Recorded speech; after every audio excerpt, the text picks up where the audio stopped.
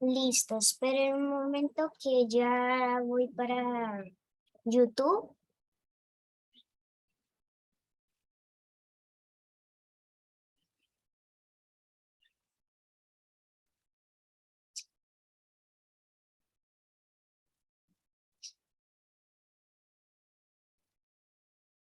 Me confirman, por favor, si ya estamos en YouTube.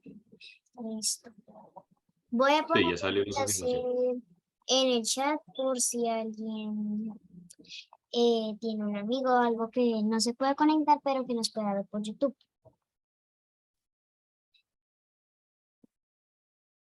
Listo. Voy a comenzar acá. ¿Ya están viendo mi pantalla?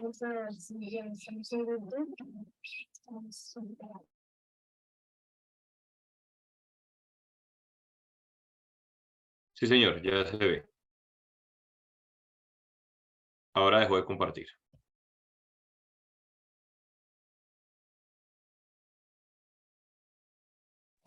Perdón, es que tenía acá un problema, entonces ya vuelvo a compartir. ¿Ya ven mi pantalla? ¿Ya están viendo mi presentación? Bueno, acá para recordarles que hoy se vuelve a hacer el primer intento de lanzar al cohete Artemis. Bueno, y nosotros los chavitos tendremos transmisión en vivo. Bueno, les voy a contar bien. Acá les voy a contar lo que va a pasar hoy, este sábado. Vamos a hacer el primer intento de vuelo a Artemis. Va a llevar a la cápsula Orión con algunos nanosatélites. ¿Qué significa? Que significa que son satélites muy pequeños que van a hacer un monitoreo de la zona en la que posiblemente vamos a aterrizar las futuras misiones de Artemis. La hora es a la 1:17 p.m. en Colombia y México, y la hora UTC sería a las 18:17. Bueno, los que nos quieran acompañar, acá tengo el enlace, ahorita se los voy a poner en el chat. A la 1:17, el que pueda se conecta antes del lanzamiento para que lo puedan ver completo. Bueno, acá para recordarles nuestros mensajes, y claramente este es: exigimos el respeto por la vida. No solo no matar animales ni nada de eso, sino y cuidar las plantas, sino que también el respetar a las demás personas. Y también el mensaje de no más pólvora. Los animales han sido aturdidos por la pólvora, entonces acá tenemos nuestro mensaje de no más pólvora. Y también cuidemos el agua. El ser humano ha estado contaminando el agua. Entonces, acá tenemos nuestra campaña de cuidar el agua. Bueno, muchas gracias. Esta fue mi pequeña presentación. Ahora le voy a dar paso al tío Heiter, que nos va a compartir algo sobre la... Listo, perfecto. Entonces, hoy pues vamos a tener una sesión en comparación con la que tuvimos hace 15 días, cortica, porque es que hace 15 días creo que no medí muy bien los tiempos, pero esta vez vengo un poquito más organizado. ¿Listo? Entonces, primero vamos a hacer un repaso muy breve, no nos vamos a tomar más de 10 minutos, especialmente para quienes estuvieron en la primera sesión y de pronto quienes llegan hoy a esta primera sesión de Historia del Arte, pues para que no se sientan como tan desubicados y perdiditos. ¿Listo? Pero tener en cuenta que hoy es el único día que vamos a hacer un repaso. Ya después vamos a seguir adelante, ¿vale? Entonces voy a compartirles mi pantalla nuevamente, por favor me confirman si la están viendo. Y mientras ustedes me confirman esto, hacer... Listo, ya se está viendo. Recuerden que hay unos acuerdos para poder tener estos encuentros. Entonces, uno de ellos es, no vamos a abrir el micrófono así espontáneamente. Vamos siempre, hay una opción de levantar la manita, y si bien yo no puedo ver quién levanta la mano, Nicolás sí está encargado como de la función de moderador, entonces él sí me interrumpe a veces y me dice, tío o Haider, hay tal manito arriba, entonces yo les doy la participación. ¿Listo? En algunos casos, vamos solamente a escuchar algunos datos y después yo les abro el espacio para que puedan hacer preguntas. Eso es lo primero. Entonces, muy respetuoso de la participación. Y segundo, porque nos pasó en el encuentro de hace 15 días, a menos que el ejercicio pida que ustedes señalen algo en la pantalla, lo vamos a señalar. De lo contrario, quieticos con el apuntador virtual, porque entonces se daña la diapositiva. ¿Listo? No se daña el archivo, pero la transmisión sí queda muy extraña. Entonces, bienvenidos a los amigos que están conectados en YouTube. Y si no están conectados ahorita, pues nada, los saludamos de forma anticipada para quienes vayan a ver la repetición.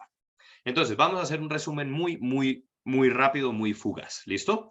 Entonces, en este momento, quien quiera responder, pues puede abrir su micrófono. ¿Quién se acuerda? Esta vasijita que dijimos que se llama un cáliz, ¿qué relato griego nos cuenta? ¿Quién lo recuerda?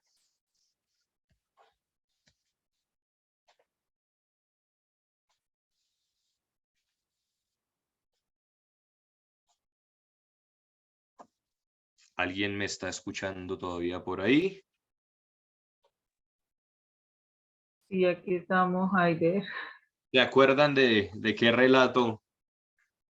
Uy, esto está se- difícil. ¿Es dónde está la pregunta que decía cuando es pequeño camina en cuatro patas, luego en dos y luego en tres? Exactamente, listo. Entonces, bien, vamos a recordar.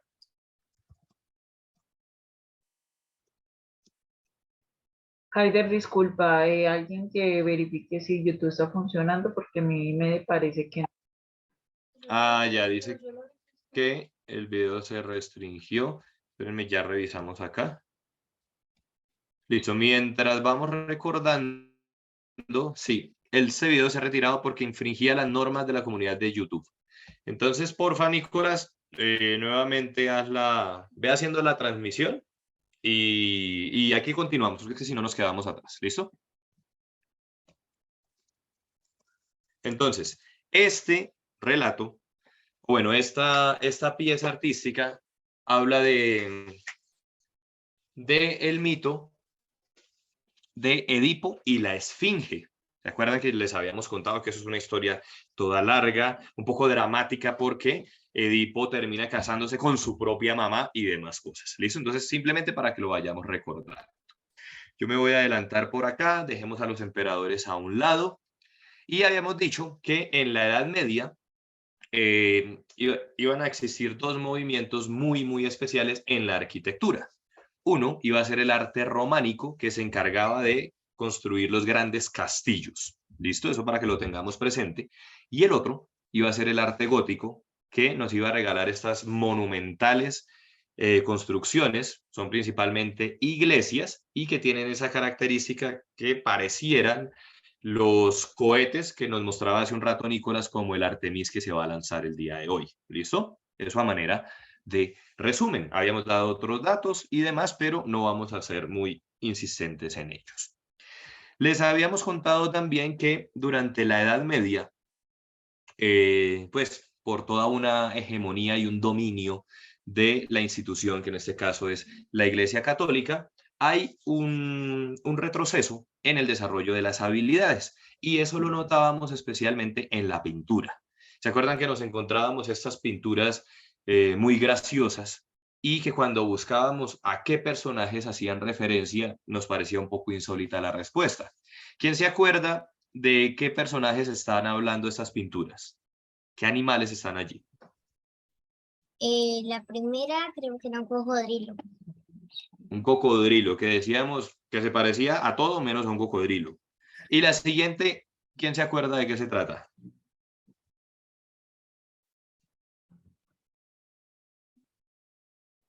No, yo creo, Haider, que esta vez nos va a tocar recordar porque más de uno Listo, se nos fue la memoria. es que nos demoramos mucho, tranquilos. Recuerden Nicolás, que ella hablaba era de el castor. Nicolás, ¿cómo vas con la transmisión? ¿Ya pudiste restaurarla? Estoy intentando acá corregir y no pude. Nicolás, tu padre te manda a decir de que pongas a grabar porque hay dificultades y que después lo suban y para que los vean. Listo. No he podido. Tío, ¿usted Oiga. puede transmitir por YouTube? No creo. Espérame, entonces hago esta prueba. Entonces vamos a suspender acá un momentico, ¿vale? No, Nicolás, ¿por qué no grabas y después la suben? Grabando ya está. Sí, ya está grabando, pero el profesor Mauricio te manda a decir que grabes y después se sube para que no Ah, bueno, interrumpan. listo. Bueno, sí, entonces como ya la tengo grabando, entonces sigamos. Listo, sigamos. Confírmenme nuevamente si están viendo la misma pantalla. Sí se está viendo, Haider, bien. Entonces hablábamos que en la Edad Media se habían inventado unos libros que se llamaban los bestiarios. Y todo esto se había inventado especialmente por una incapacidad de poder explicar los fenómenos naturales, por qué el comportamiento de algunos animales y demás. Entonces decíamos que era una era llena de superstición, no porque ahora no exista, sino que en ese momento era lo primordial. Estábamos completamente limitados al conocimiento. Entonces, algunas personas generaban algunos relatos, veían cosas y se imaginaban muchas más. Entonces de allí viene el grifo, que es uno de los animales más espectaculares de esta Edad Media. Y también les contaba sobre la participación del gato, que va a ser un poquito dolorosa. ¿Quién se acuerda qué es lo que le pasa a los gatos en este siglo? Es que a todos los gatos negros los mataban. Listo, no solo a los gatos negros, a todos los gatos en general, pero especialmente a los negros porque el Papa Gregorio IX saca un documento que se llama bulo en el que le atribuye una especie de poderes medio maléficos a los gatos y bueno, la gente pierde la cabeza y los van a extinguir. Y eso tiene un efecto supremamente fuerte en esta época. ¿Se acuerdan cuál es la participación de la rata en la Edad Media? Transmitió una enfermedad. Transmitían enfermedades. Listo. Resulta que las ratas viajan en barcos. Eran unas ratas turistas. Viajaban en barcos, van a llegar desde Oriente Medio especialmente, donde ya habían propagado una enfermedad. Van a llegar a Occidente, a Europa, y allí entonces van a llegar con una pulga. Entonces recordar que la culpable no es la rata, porque la rata también va a ser víctima de esta pulga y de este virus. El problema es que como habían extinto a tantos gatos y los que habían estaban escondidos en los bosques, pues no va a haber otro animal que pueda controlar la cantidad de ratas que van a llegar a Occidente. ¿Listo? Entonces, esa ruptura en la cadena trófica pues va a ser catastrófica, especialmente para el ser humano. ¿Se acuerdan esos personajes con esa máscara tan espectacular? ¿Qué era lo que hacían? ¿O quiénes eran en esta época?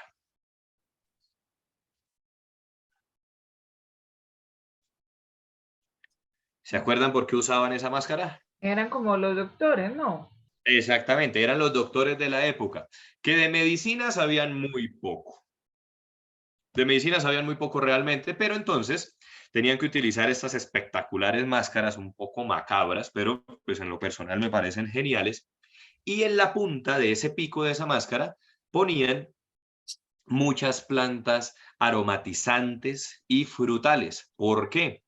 Porque el problema es que se estaba muriendo tantísima gente que alrededor en las calles poder caminar en la Europa de este siglo XIII era muy difícil, porque habían muchos cuerpos pudriéndose, muchos muertos alrededor, entonces tenían que soportar el olor de alguna forma. Entonces, de forma muy satírica, poníamos esta imagen. Ahora sí me extrañan, decía este gatico. Avancemos rápidamente, vendrá la peste bubónica y todo un declive en lo que se creía que decía esta institución. ¿Por qué? Porque también sacerdotes y también algunos de los nobles, de las personas con más dinero, se van a enfermar. Entonces, en esta época se decía que la enfermedad era un castigo divino por lo tanto el castigo era merecido. Pero cuando se dan cuenta que los sacerdotes también se enferman, la gente empieza a cuestionar las formas en las que los trataba la iglesia. Sigamos adelante. Hablábamos de un gran artista de este periodo, Giotto, que va a darle un especial uso al color azul, que era muy difícil de conseguir, pero también a las proporciones, y nos va a permitir el avance en la técnica de la pintura. ¿Se acuerdan estas pinturas que estamos viendo? ¿Dónde las hacía Giotto? Él las hacía sobre un lienzo, sobre madera, o sobre qué las estaba pintando. ¿Quién se acuerda? Sobre un lienzo, me parece. Sobre el lienzo, listo, pudiera ser, pero no. Recuerden que todas estas pinturas hacen parte de esta capilla, que es la capilla Scrovegni, es decir, las hacía sobre el muro. Son murales realmente. Y empieza a avanzar la pintura de forma espectacular. Decíamos que hay dos mundos que están creciendo paralelamente. Uno va a ser en Italia y el otro va a ser en los Países Bajos. Y teníamos este gran referente que se llama Jan van Eyck, que ya tiene un nivel de pintura mucho más elaborado, respeta mucho las anatomías, las proporciones, los tamaños y la profundidad. ¿Listo? Recuerden, por ejemplo, esta super obra que veíamos, que es un díptico, o sea, dos partes, que se llama El Juicio Final. Entonces también siguen relacionándose los relatos bíblicos especialmente. Habíamos visto que en música habían algunos avances, especialmente por ese señor cabezón que se llama Guido d'Arezzo, pero la música no era tan chévere en este periodo. Y dijimos que en la literatura encontrábamos tres libros así como bien icónicos. Uno que es el de Camerón de Boccaccio, el otro que se llama Los Cuentos de Canterbury y un libro muy, muy bonito que se llama Las Mil y Una Noches, que por ahí creo que Lucas nos contaba que él ya lo había leído. ¿Listo? Y ahí terminábamos la Edad Media. Después de la Edad Media, ¿qué venía? Si no se acuerdan, lean el título.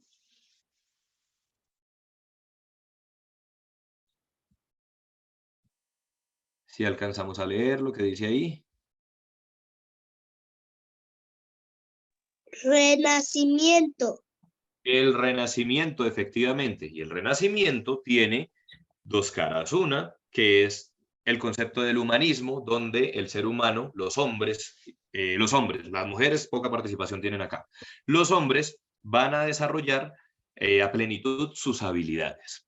Y paralelamente van a venir todas las campañas de invasión y de expansionismo que van a terminar llegando a nuestro continente. Eso es bien importante porque toda la riqueza que se van a llevar para Europa les va a servir también para garantizar algunas de sus revoluciones, tanto intelectuales como militares. Entonces, tenemos ese paralelo. ¿Quién se acuerda o quién alcanza a leer el apellido y el nombre de este artista? ¿Cómo es que se llama ese señor?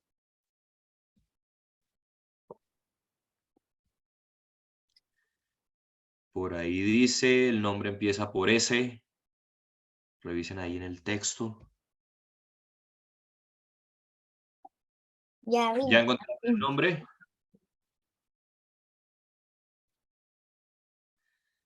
Listo. Las diapositivas tienen algo de texto, lo pueden ir leyendo. Se llama Sandro Botticelli. Y recuerden que una de las características acá es que ya para el Renacimiento, especialmente en Italia, se va a permitir que las pinturas y las esculturas estén relacionadas con mitos diferentes al relato judeocristiano, es decir, diferente a los textos de la Biblia. También se pueden hacer obras relacionadas con los griegos y demás. Vamos a ver si nos acordamos un poquito de esta referencia que es muy divertida. ¿Quiénes están apareciendo ahí? Las tortugas ninjas. Las tortugas ninja. ¿Y qué tienen que ver las tortugas ninja con artistas del Renacimiento? ¿Quién se acuerda? Por los nombres. Por los nombres, exactamente. Entonces, hablábamos de Miguel Ángel de Buonarroti, que decíamos que él decía, yo no soy pintor, no me molesten, déjenme tranquilo con mi escultura, pero aún así lo obligan a pintar la Capilla Sixtina, que veíamos que es una tremenda, tremenda obra de arte, y yo les contaba que eso es muy alto, tenía que hacer unos andamios de casi 8 metros de altura, no le gustaba pintar porque le caía pintura en la cara y 2 veces se cayó de esos andamios, pero pues no le pasó nada grave. Entonces, esta es una de las grandes obras de este periodo.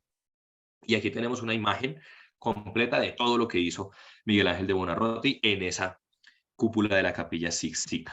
Leonardo da Vinci, que es posiblemente el más popular, con esta obra que se llama la Mona Lisa o la Gioconda. ¿Listo? Y hacíamos una pregunta. Señor. Una cosa, Sí. ya no tiene cejas. Ella no tiene cejas, ¿cierto? Tan raro. Casi no, no Sí. se las pintaron muy bien. Es cierto. Bien, bien, bien esa observación. ¿Quién se acuerda cómo se llama ese animalito? Que lo hemos hablado varias veces acá en los Chaulitos. El... Comienza por A, no sé. comienza por A. Empieza por A. Isabela Ceballos. El armiño. El armiño, muy bien. Y decíamos que ese animal tan tierno, tan precioso, iba a ser uno de los animales más especiales para tener como mascotas, porque como están persiguiendo y han extinto tantos gatos, el gato ya no puede estar en las casas ni en los reinos, pero están los armiños. Y Leonardo da Vinci pintaba este armiño y jugábamos un poco con los músculos que tiene el animal y demás. Y recordábamos que uno de los propósitos de este encuentro es que nos podamos en algún momento disfrazar de alguna obra. ¿Listo? Sigamos adelante. También era inventor, era un poeta, mejor dicho, hacía un montón de cosas don Leonardo. Tomás tiene la mano levantada. Tomás tiene la mano arriba, sí señor.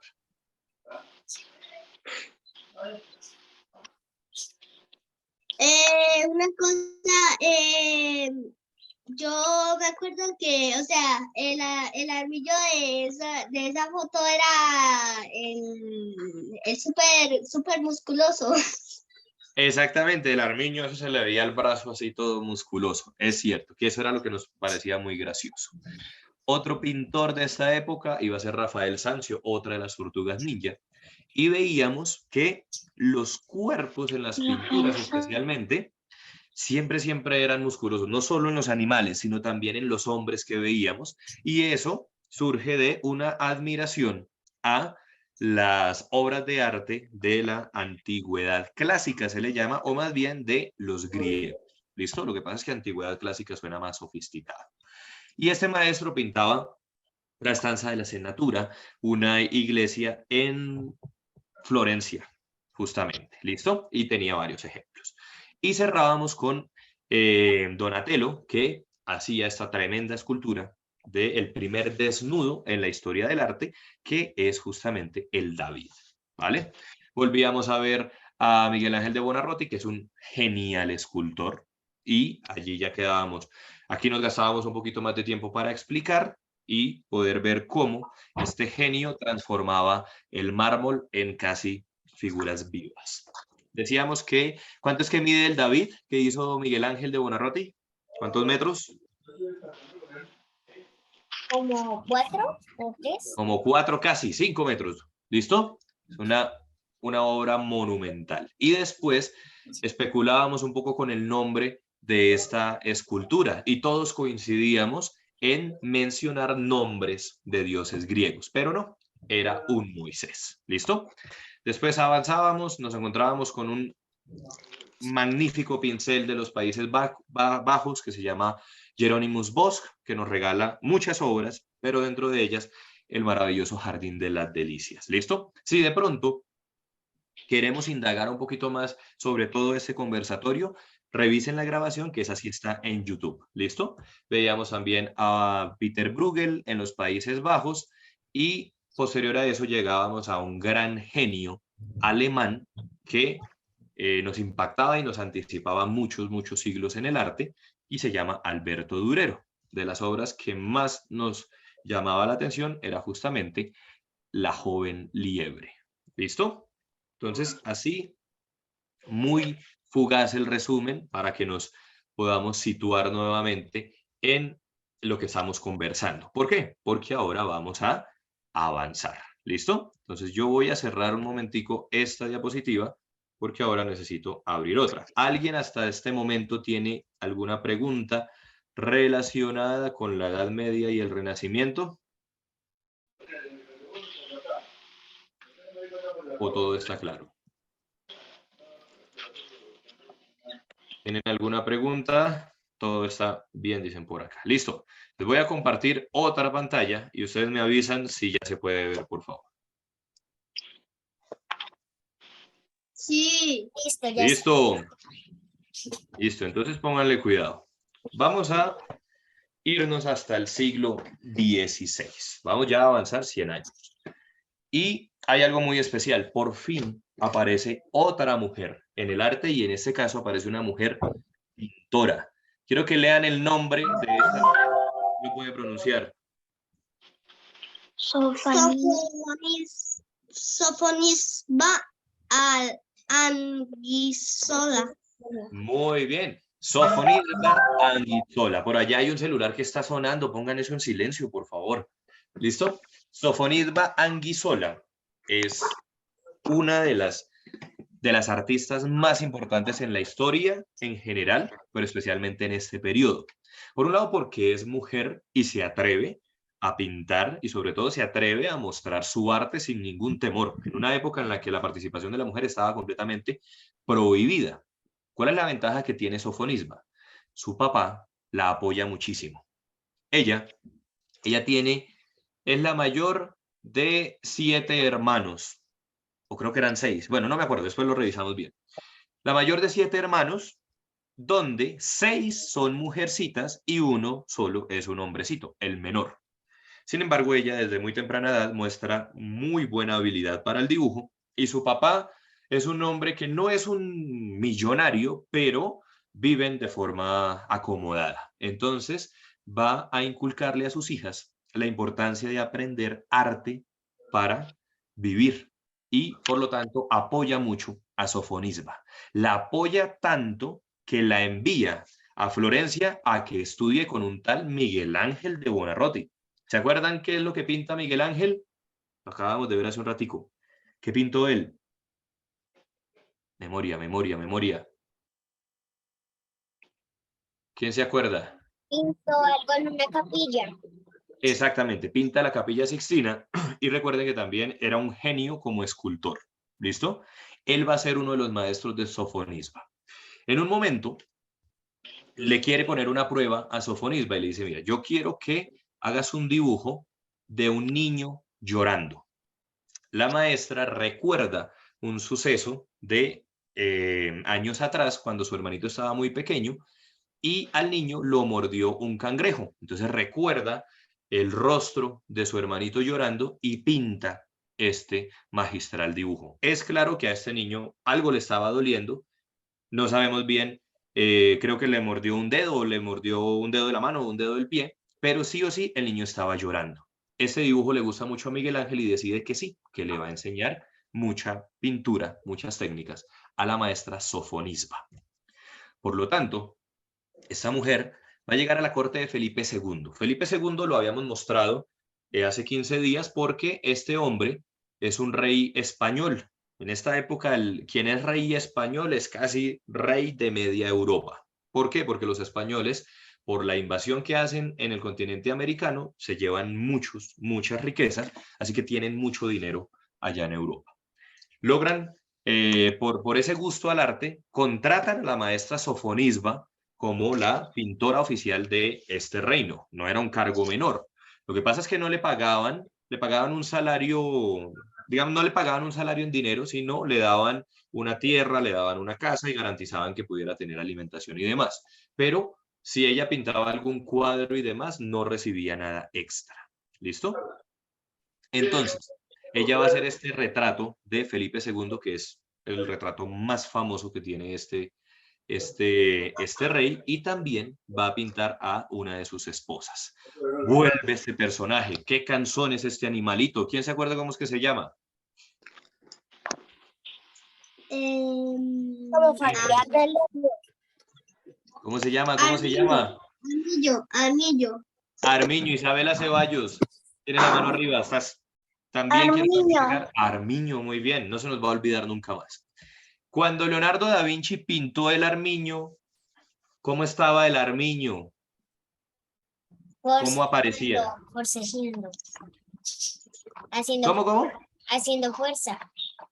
haciendo fuerza, o sea, se veía el animalito.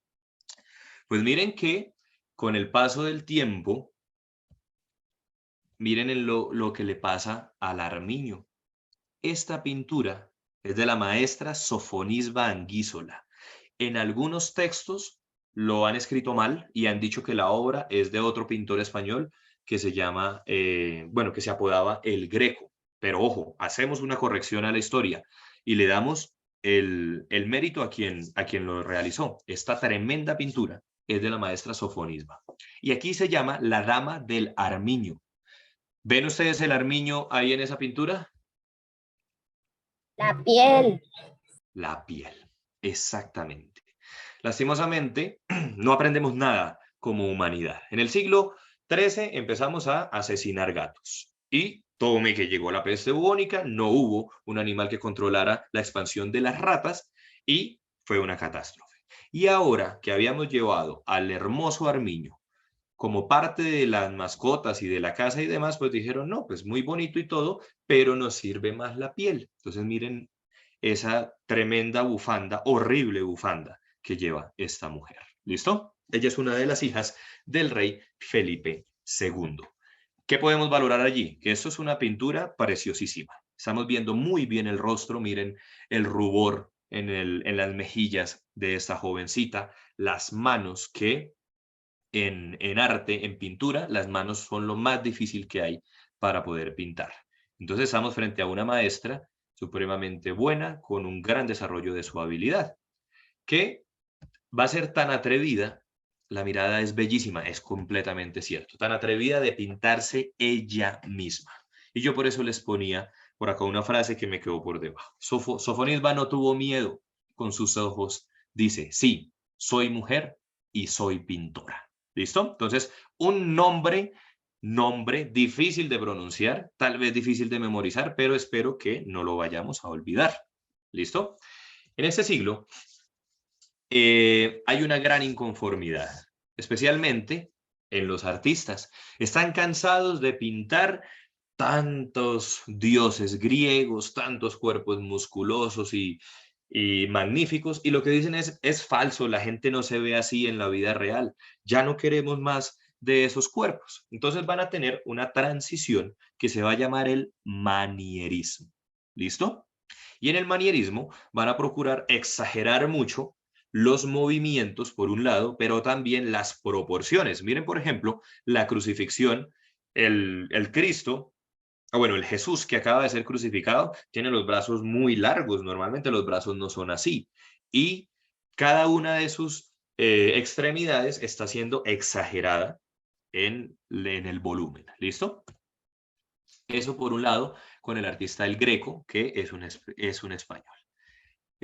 Por acá hay una pregunta. Necesito que me haga un favor, Nicolás, léame las preguntas porque mi chat enloqueció y las letras se ven muy grandes y no me deja leer bien. Que hay una preguntita por ahí, Nicolás, por favor, léela. Sí, hay una pregunta. Heiner, esta pintura podemos comparar en la presente con una de Bora Arango, el sentido de su carácter y defensa de género es una profesión y arte. Listo.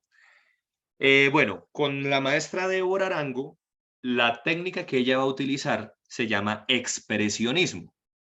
El expresionismo tiene algo de manierismo y es que las figuras no se ven de forma realista. ¿A qué me refiero? No vamos a ver tal cual una persona como está sucediendo en este, pero la técnica de Débora Arango se llama es expresionismo. Entonces, tranquilos que en 2 sábados vamos a llegar al expresionismo, vamos a ver quién es el fundador del expresionismo y lógicamente vamos a ver la obra de Débora Arango, que es mi artista favorita por sobre todos. ¿Listo? Pero entonces sí, tiene alguito de manierismo. ¿Listo? Bien, sigamos adelante. Hay un manierista que a mí me vuela la cabeza y es el maestro Tintoretto, un italiano. Quiero que miren esta imagen, ya la habíamos visto antes, este muro gigantesco. ¿Cómo es que se llama esa obra?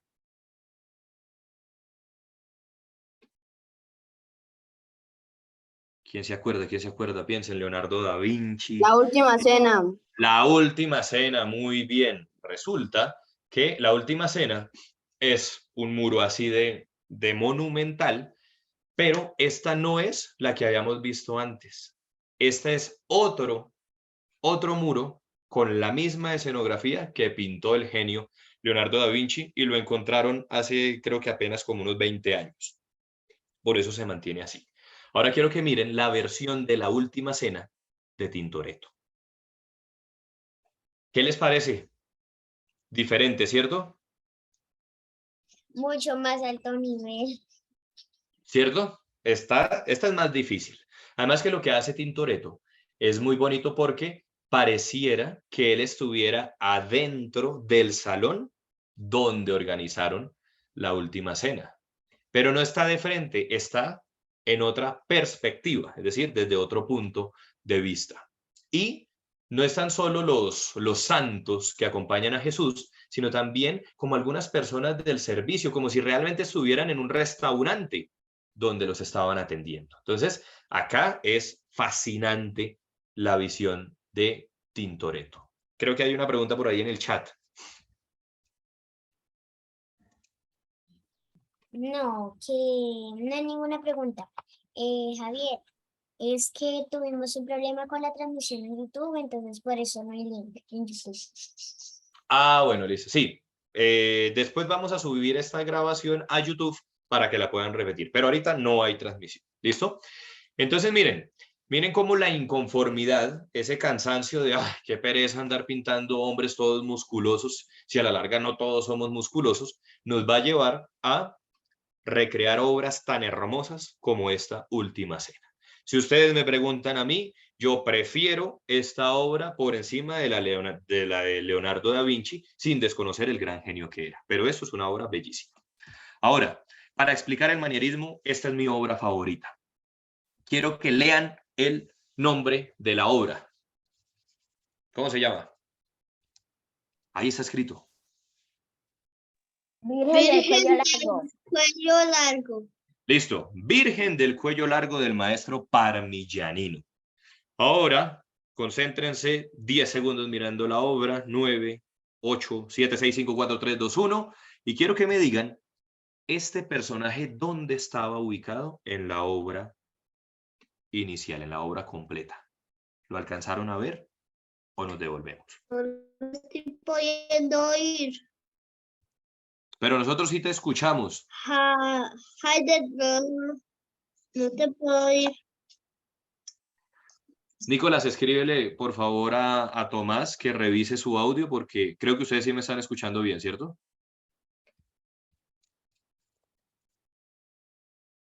Sí, Jairo, te estamos escuchando muy bien. Sí, sí, Sí, perfecto. ya le puedo escribir. Listo. Bueno, no nos acordamos dónde estaba. Devolvámonos.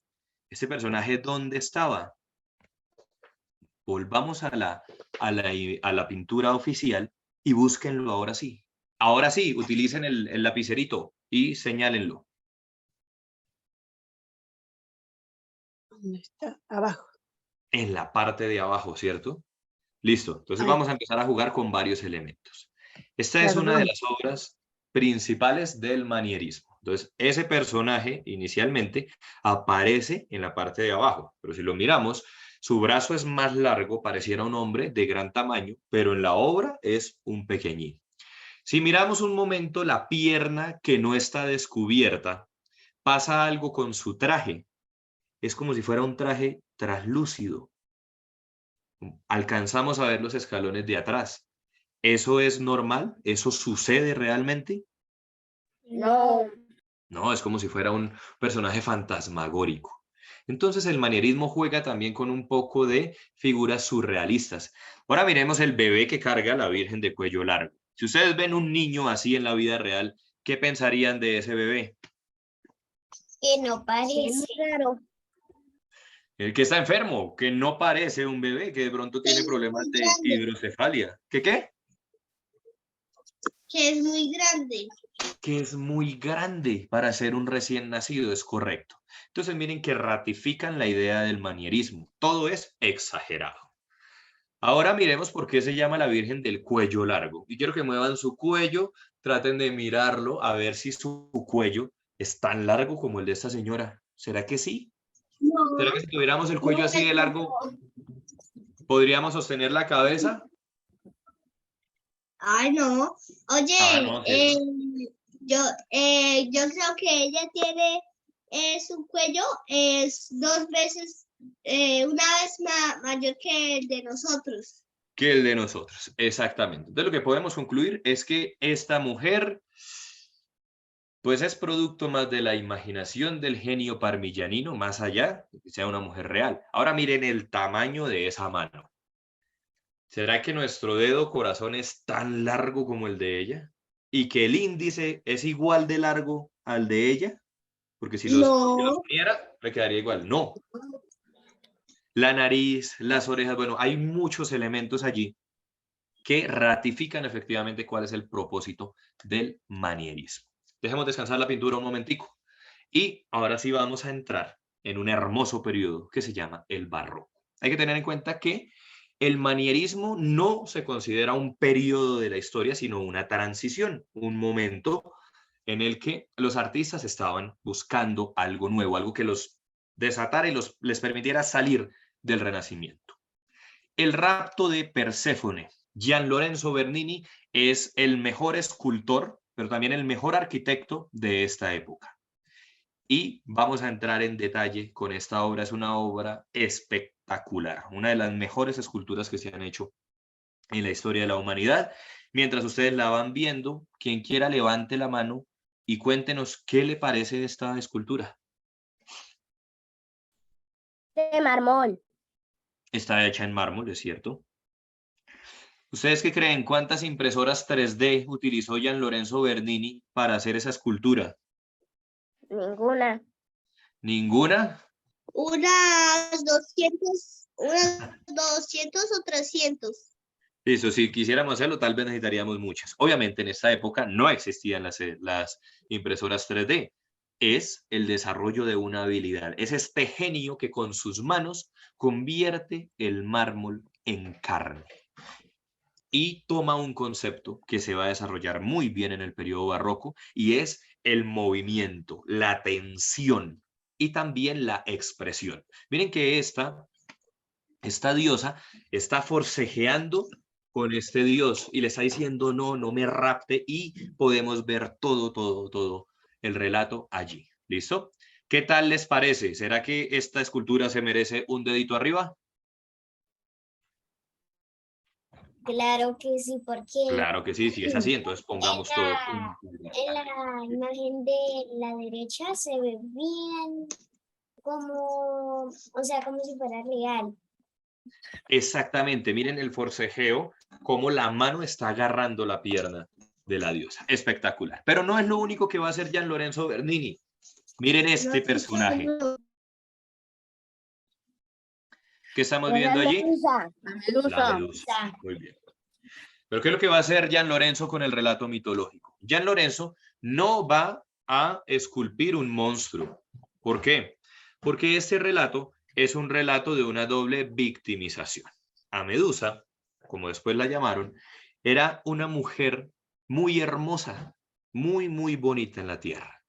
Entonces, el dios Poseidón, que como todos los dioses griegos son muy abusivos, baja a la tierra y va a abusar de ella, la va a violar. Por lo tanto, la esposa de Poseidón se va a poner brava con Poseidón, pero va a tomar represalias contra Medusa. Entonces le va a decir que ella la va a castigar por el error de Poseidón y la va a convertir en este monstruo que con la mirada convertía en piedra a los hombres. El único consuelo que va a tener Medusa es que a ninguna mujer la va a poder convertir en piedra. Pero lo que hace Gian Lorenzo Bernini es mostrarnos la cabeza de Medusa, pero con una expresión de dolor. ¿Por qué? Porque es un mito de doble victimización. Una mujer que no pidió ser convertida en monstruo y que tampoco en ningún momento había pedido ser abusada. ¿Listo? Seguimos admirando la majestuosidad de Gian Lorenzo Bernini. Tomás, si nuevamente no nos escuchas, nuevamente revisa tu audio. Listo, todos los demás sí me escuchan bien, ¿cierto? Sí. Listo. Hay otra característica que va a tener la escultura en este periodo del barroco, y es que va a empezar a formar, va a ser parte de la ciudad. Es decir, vamos a encontrar las esculturas dentro de las ciudades, no solo en los grandes templos. Uno de los grandes ejemplos es esta hermosísima escultura. ¿Por qué? La peste bubónica se va a tardar casi 3 siglos en poder ser erradicada. Entonces, si la habíamos sufrido en 1200, en 1300 también, en 1400 también y demás, entonces vienen otras oleadas de muerte por el mismo virus, por la misma pandemia, por la peste bubónica. Así que el maestro Rauschmüller en Alemania levanta esta tremenda escultura en honor a todas las personas que habían muerto en esa nueva oleada de la peste bubónica. Si vemos, la escultura tiene movimiento. ¿Hacia dónde va la escultura? Hacia arriba. Hacia arriba, hacia el cielo de los justos, que es la promesa del cristianismo. ¿Listo? Otra característica. Miren, esta obra es espectacular. Se llama La Fontana di Trevi y ratifica nuevamente que en el barroco la escultura hace parte de la construcción de las ciudades. ¿Listo? Miren esa tremenda escultura. Hay algo muy especial en ella. Si bien es muy visitada por los fieles católicos, todas las esculturas, todos los personajes que están allí pertenecen a la mitología griega. ¿Listo? Pero es una obra maravillosa. No sabría decirles quién es el escultor porque no fue una sola persona, fueron varios escultores y tomó muchos años poder terminarla. Y lo más curioso es que es como si fuera una cascada, tiene caídas de agua. Sí, es como si tuviéramos una super fuente de agua, es espectacular. Bien, en música hay un montón de músicos. Tomás, tiene la mano arriba. Que no sé ahora, pero ya no puedo ver nadie. No te puedo. Ah, ya te veo a ti, pero no veo. No veo la presentación, o sea, no te veo. No veo Listo. todo. Tranquilo, seguramente es algo en tu internet, no demora en cargar. ¿Listo? Todos los demás estamos Bueno. viendo, ¿cierto? Tomás, o también usted puede salirse de la reunión 1 minuto y vuelve a entrar por el mismo enlace. Exactamente. Listo. Pero Vamos a es que hacer yo no sé cuál es el enlace. el enlace. Bueno, ¿y ya puedes ver? No, todavía no. Hermano, qué falla. Bueno, vamos a hacer una prueba de audio. Yo voy a reproducir algo y ahorita ustedes me dicen si lo escucharon.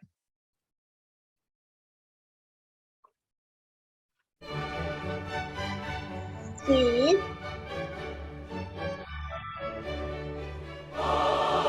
Lo escucho.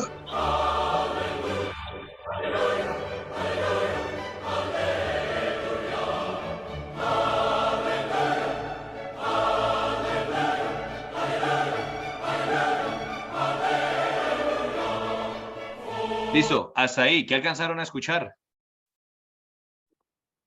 Una canción que decía Tuya.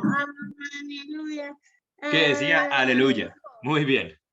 Listo. Esa es una de las obras más populares de la historia. Se llama Aleluya y es de un señor. Mentira, no se llama Aleluya. La Aleluya es un movimiento. Se llama El Mesías, se llama la obra.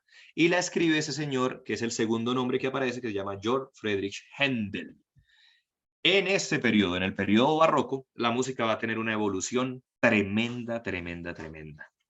Y tenemos otra mujer artista, esta vez una maestra música, Bárbara Strozzi. Es la gran figura musical de las mujeres en ese periodo. Es una gran, gran compositora y si bien su técnica está más enfocada a la música del Renacimiento del siglo anterior, lo que logra desarrollar es maravilloso. Entonces, apunten ese nombrecito que por fin vuelve a aparecer otra mujer en la historia del arte. ¿Listo?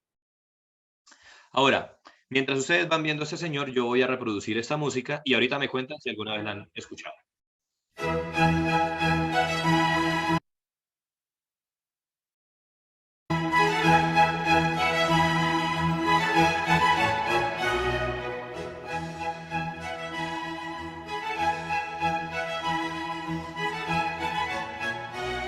¿Listo? ¿Alguna vez habían escuchado eso? Sí. ¿En dónde? En una película. Listo, muy bien. Esta obra hace parte de una gran suite, de una gran obra que se llama Las Cuatro Estaciones. Ese señor se llama Antonio Vivaldi. ¿Listo? Antonio Vivaldi fue un gran violinista, gran compositor y también era sacerdote. Era un gran músico. Las Cuatro Estaciones, preguntan por acá, es cierto. El Aleluya, sí, fue el primero, el del Mesías, y ese es de Las Cuatro Estaciones. Tienes toda la razón. Perdón que no sé a quién dar la respuesta. Dice CS, no sé quién es que aquí mi chat ha enloquecido. Pero, efectivamente, Antonio Vivaldi. Ahora, vamos a ver un video muy cortico y vamos a hablar sobre él. Ustedes me van a contar algunas cosas del video, ¿listo? Entonces, muy atentos acá.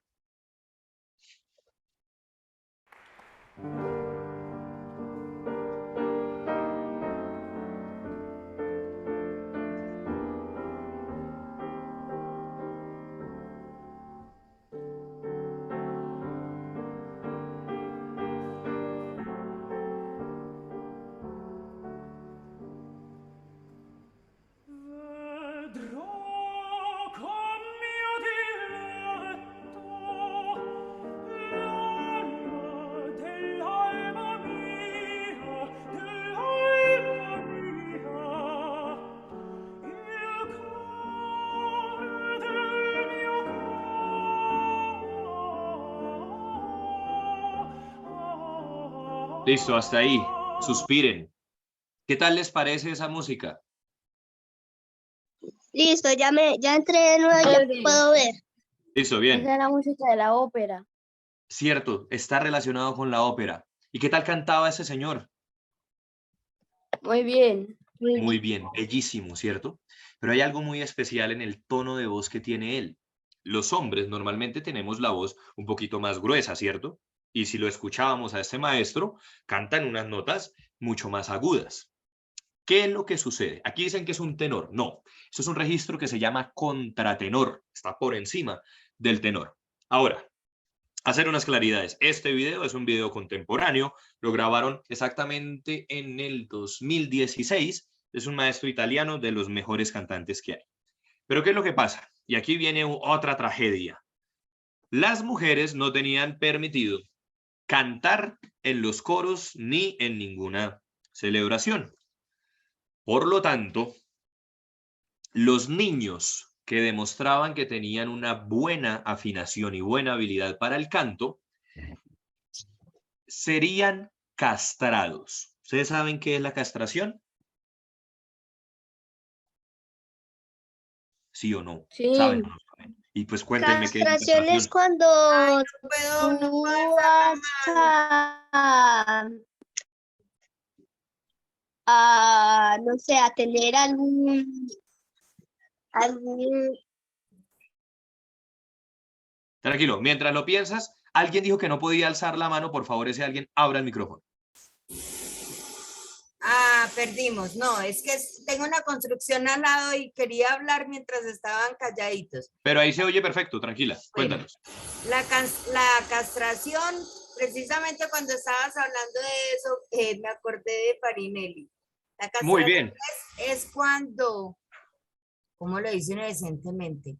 En términos de niños. La castración es cuando eliminan parte de los órganos masculinos para evitar procreación. Serían... ¿Listo? Uy, me salió decente. Salió decente, tranquila. Muchas gracias. Muy bien. ¿Qué es lo que pasa, mis queridos amigos shaulitos?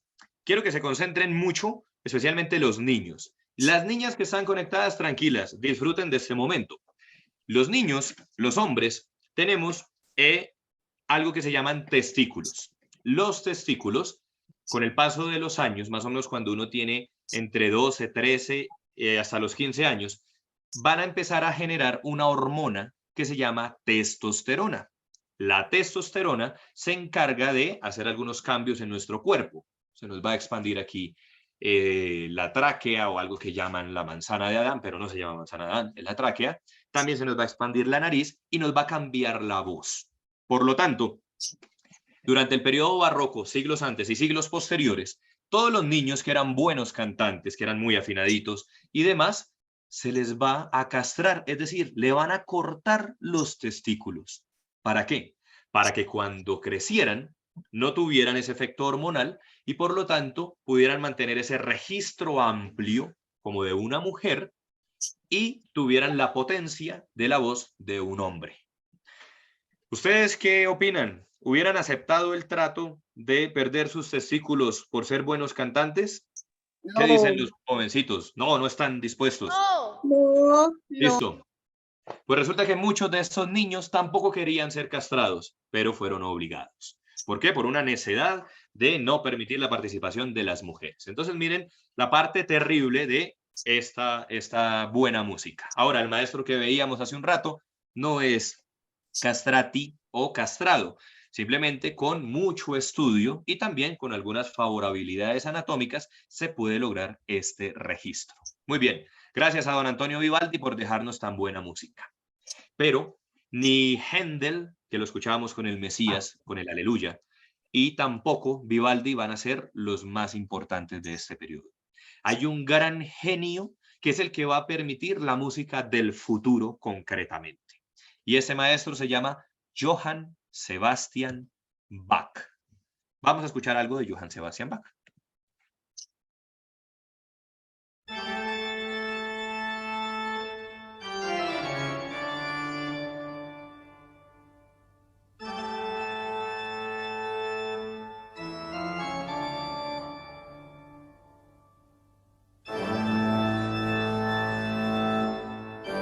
Bien, hasta ahí. ¿Alguna vez en su vida habían escuchado esa melodía? Sí. La película de Drácula. Sí, En la película de Drácula. Claro que sí. En la televisión aparecía a veces un canal y aparecía esa música. Muy bien. Imagínense Profe, que... qué pena. ¿Puedes Señor. borrar ahí hay una línea otra vez, como la otra vez? Algún niño está o niña está rayando, podría borrar Listo. ese. Gracias por avisarme. Espérenme porque no me acuerdo bien cómo se hace eso. Bueno, mientras En la borro parte de eso... arriba hay una barrita de opciones y entre esas dice anotar. Usted le da clic ahí y le van a aparecer muchas opciones de anotar. Busca uno que es como un borradorcito, eso de borrar lápiz. ¿Sí? Le da un clic y empieza a pasarle por el mouse sobre la línea. Ah, bueno, ya lo encontré, sino que me toca mirar la otra pantalla. Yo no veo dónde estaban rayando. Al lado izquierdo. Bueno, habíamos hecho un trato que no íbamos a rayar la diapositiva. ¿Por qué son tan desjuiciados? ¿Ah? Donde dice Johan, listo. Por esta vez los perdono, porque no puedo borrar bien esto. ¿Ya se borró? Listo, pero entonces quien esté haciendo eso, no más. El que esté haciendo eso, si es un niño, lo vamos a dejar como un castrati. ¿Oyeron? Por andar rayando la diapositiva. Mentiras. Miren, hay un dato bien especial. Lo que escuchábamos se llama Preludio y Fuga en re menor. Tremendo nombre. Para quienes somos colombianos y hemos vivido en Colombia, hay un programa muy cortico que dan todas las noches que se llama El Minuto de Dios. La música de El Minuto de Dios es justamente esa obra de Johann Sebastian Bach. Entonces, si algo, a mí me da pereza ver El Minuto de Dios, pero me gustaba escuchar esa obra porque era la obra de apertura. Entonces sonaba Johann Sebastian Bach y decía, con el patrocinio de Azúcar Manuelita, y aparecía un padre. ¿Listo? Les voy a contar algo. Johann Sebastian Bach es uno de los nombres que no se nos puede olvidar nunca más en la vida. Es el músico más importante de toda la historia de la humanidad. Este señor es un genio, es un prodigio. Tocaba el clave, que es como el abuelo del piano, y tocaba también el órgano de una forma magistral, como nadie más en la historia lo había hecho, ni nadie más podría hacerlo. ¿Qué es lo que pasa? Su música era tan elaborada y tan difícil que la gente de la época no comprendía absolutamente nada y se sentía completamente saturado y a la parte no les gustaba. ¿Por qué? Tendrían que pasar varias décadas, casi 100 años, hasta que otro gran compositor alemán encontrará la obra de Johann Sebastian Bach y le va a dar el título que se merece. Mientras tanto, el maestro se pasaba el tiempo componiendo y embarazando a su esposa. Es un hombre que va a tener casi 20 hijos. ¿Listo? Nicolás, si hay alguna pregunta en el chat, por favor me avisas. ¿Listo? Listo. Mientras tanto, vamos a escuchar algo más del genio Johann Sebastian Bach.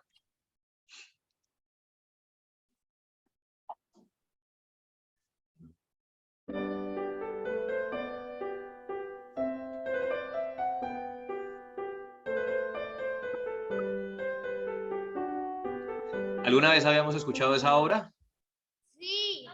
Sí. Uy, muy bien. ¿Dónde? No, Los que dijeron que sí, ¿dónde la habían escuchado?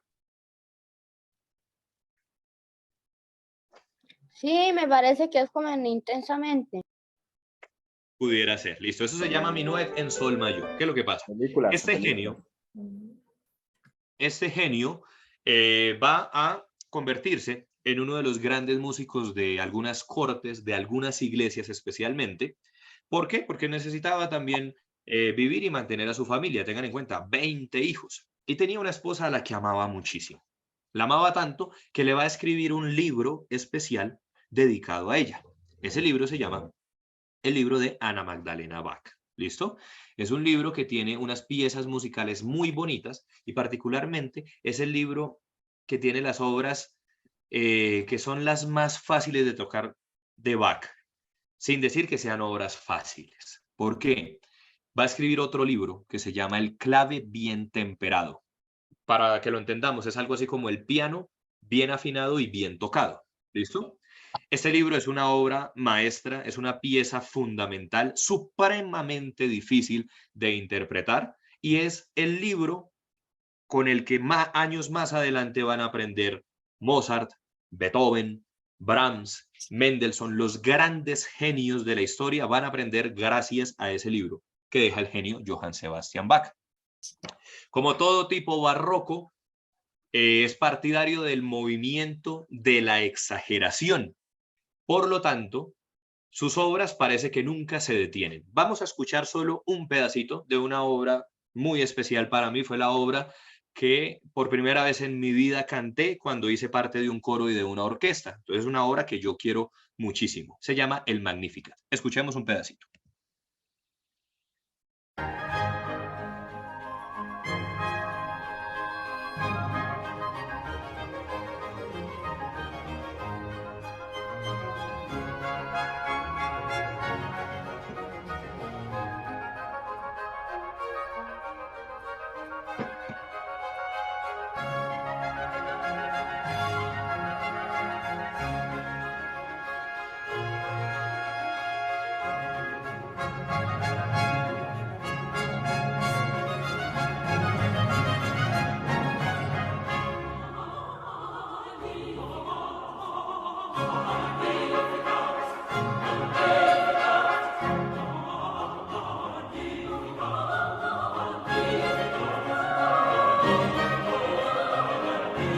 Listo, hasta ahí.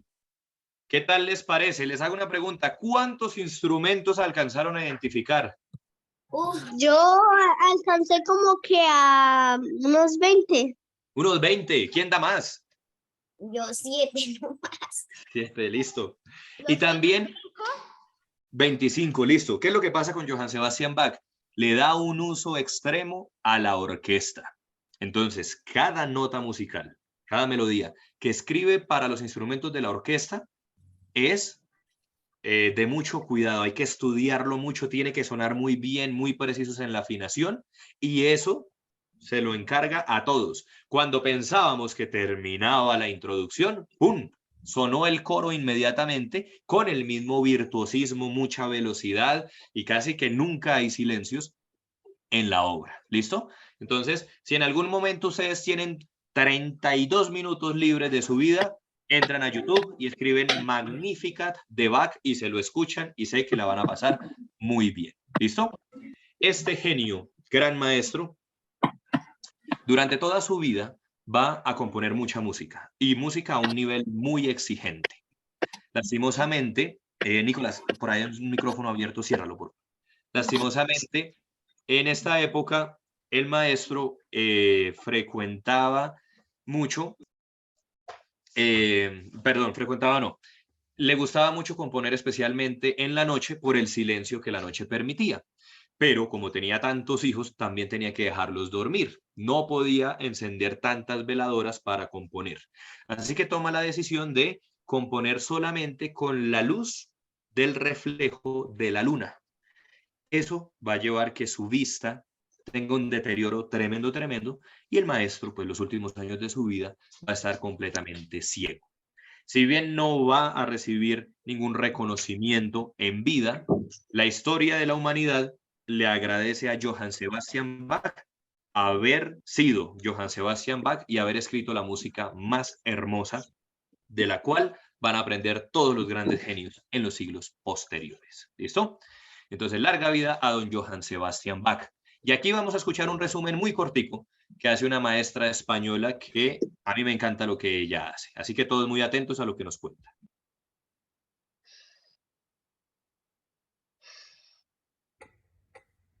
Cuando se habla de composición, hay muchos autores que merecen un programa. Mozart, Beethoven, Chopin, Debussy, todos ellos son irrepetibles, pero hay uno que es inigualable, porque su legado musical es colosal, es barroco, fastuoso, espiritual, indescriptible, es la música de Dios, Johann Sebastian Bach. Si tú te fueras a Marte a vivir, llévate contigo la pasión de San Mateo, si necesitas relax y fluir, escucha las variaciones Goldberg y los conciertos de Brandenburgo, no olvides la suite número 2 menor en sí, que te atrapa, te subyuga, te ilumina, te sublima, te alucina, terminando este batideri. Qué tío currante que fue Mr. Bach, todo el día compone que compone, pero y no acaba la cosa, no, no. Además de componer y 20 hijos tener, fue cantor, clavecinista, violinista, organista y violista y alemán y luterano.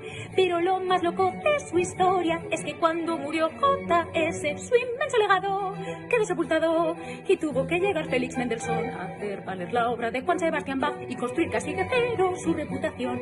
Hace ya más de 3 siglos nació y sus obras se escuchan cada día. Que habrá hecho Bach con un buen Instagram? Si en el 17 hubiera habido internet, Bach tuiteando sus partitas, más retweets que Rosalía y con su peluca blanca de youtuber. Si estás cansado del reggaetón, escucha Bach y pon atención. En sus corcheas y semicorcheas está la historia de nuestra humanidad. Pierdas el tiempo y vete a disfrutar. Si hubo alguna vez un dios, fue Juan Sebastián Bach.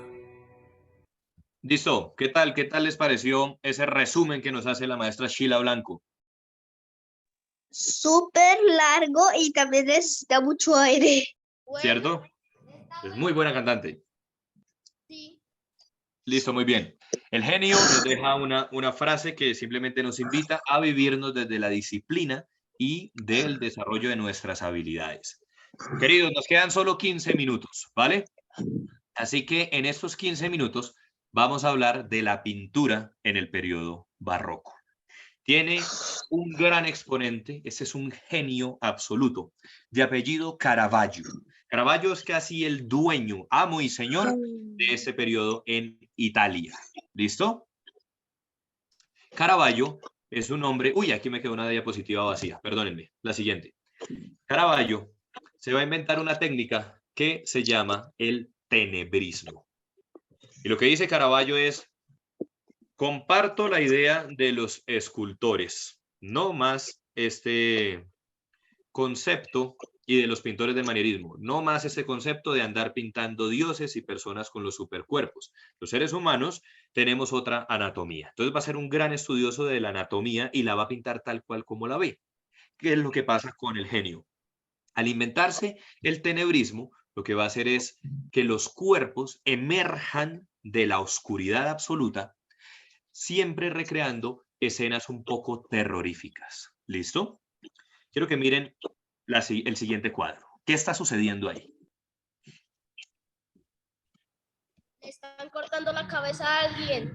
Están decapitando a un man. Exactamente. Están decapitando a un tipo. Esto es un relato que es uno de los relatos que más representaciones tiene en el arte. Por ahí hay un micrófono abierto, por favor, ciérrenlo. Lo están ahorcando. Bueno, cuando lo ahorcan a uno, la cabeza se mantiene en el cuello. En este caso lo están decapitando. Este cuadro, como el mismo relato, se llama Judith decapitando a Holofernes. Se los cuento rápidamente. Holofernes era un militar. Como todos los militares, pues, un hombre guerrero, muy asesino, era un hombre muy cruel. llega al pueblo donde está esta jovencita que se llama Judith. Judith era una mujer muy inteligente y también era muy bonita. Entonces Holofernes decide obligarla a que tiene que ser como una especie de novia. Pero Judith no quiere eso. Y Judith tampoco quiere que su pueblo sufra por la llegada de este ejército. Por lo tanto, en compañía de una de las ancianas del pueblo, deciden emborrachar a Holofernes. Le dan muchísimo licor y cuando está completamente dormido de su borrachera, Judith se va a acercar con una espada y le va a cortar la cabeza. De esa forma tan dramática va a liberar a su pueblo y se va a liberar ella misma de este personaje terrible. Entonces, en cuestión de técnica y demás, miren que ya no estamos viendo dioses ni diosas, sino personas del común, seguramente como se veían en el periodo barroco. Y nuevamente emergen de un entorno completamente oscuro.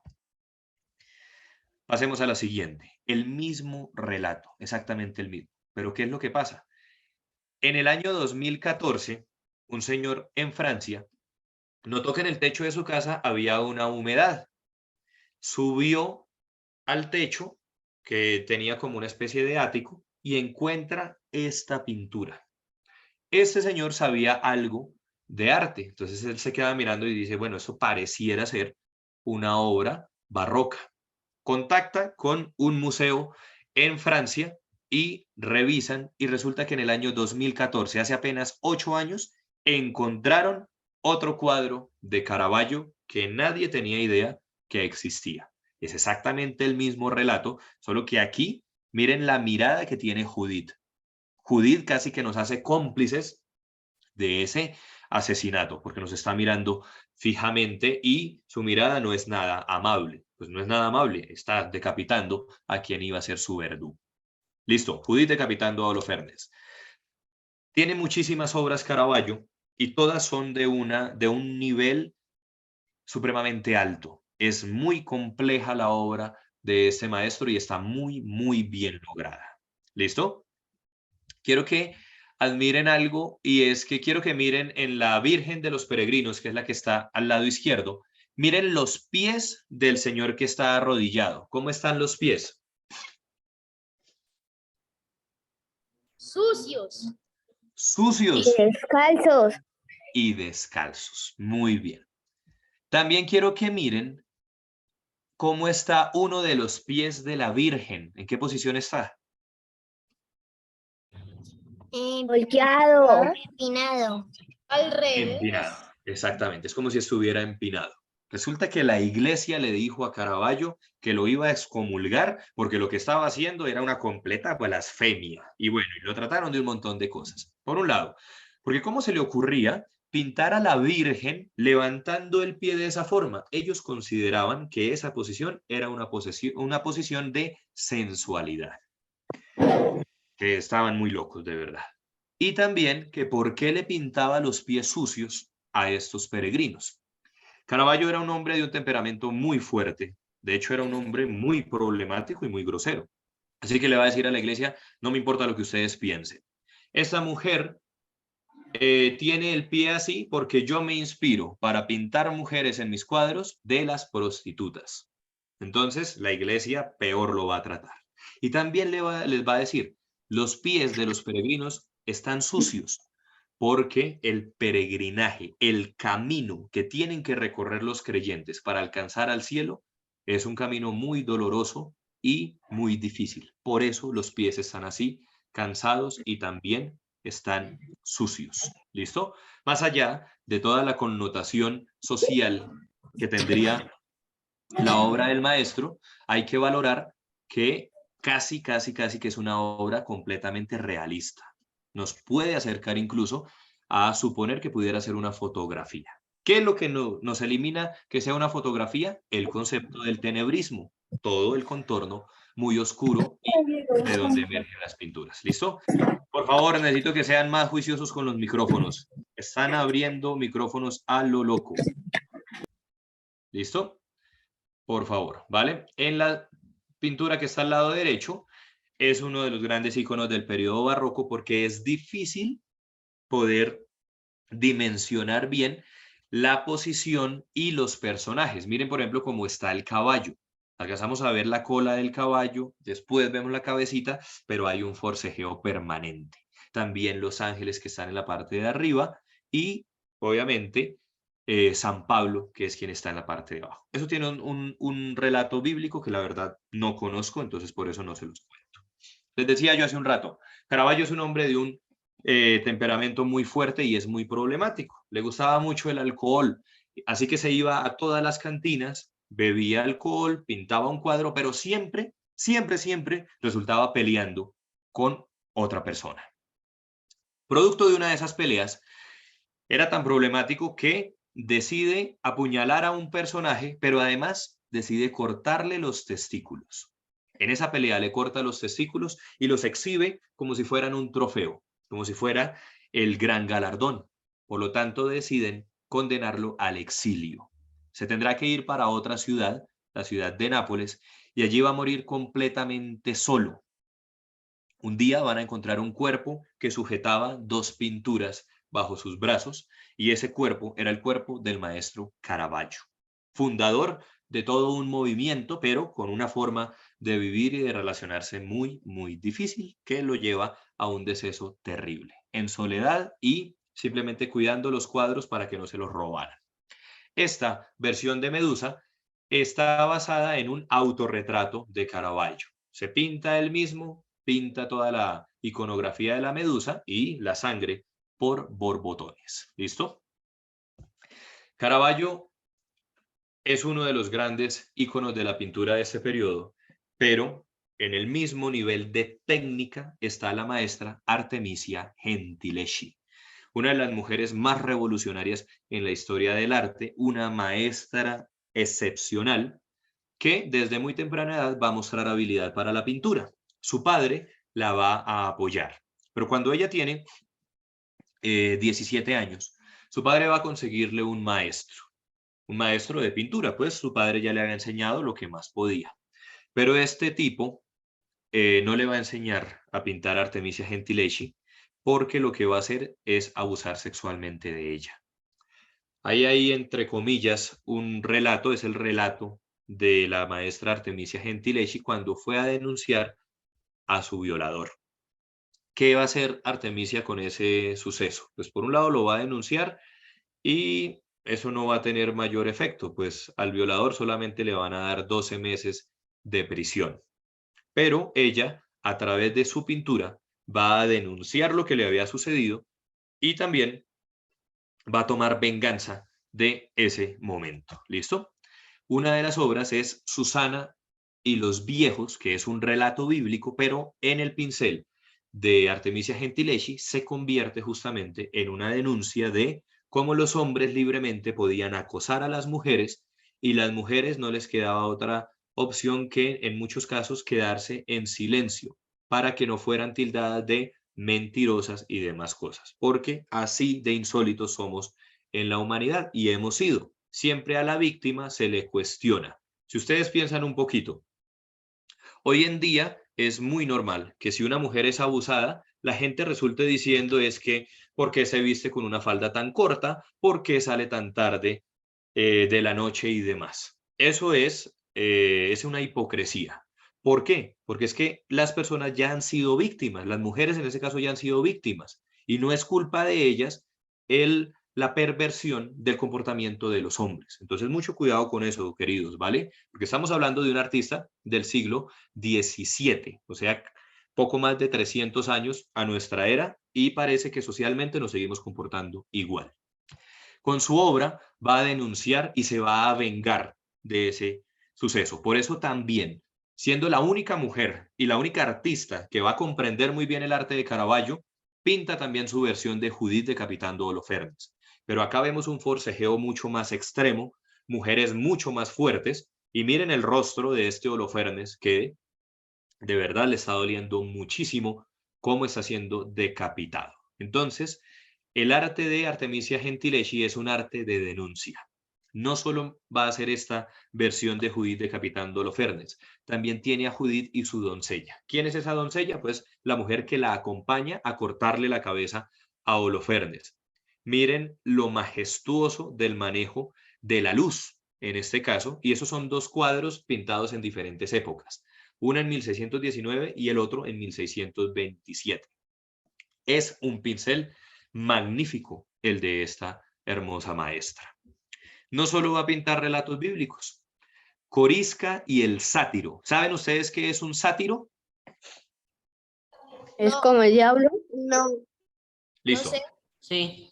El sátiro es un personaje de la mitología que normalmente nosotros lo hemos conocido un poco más popular como un fauno.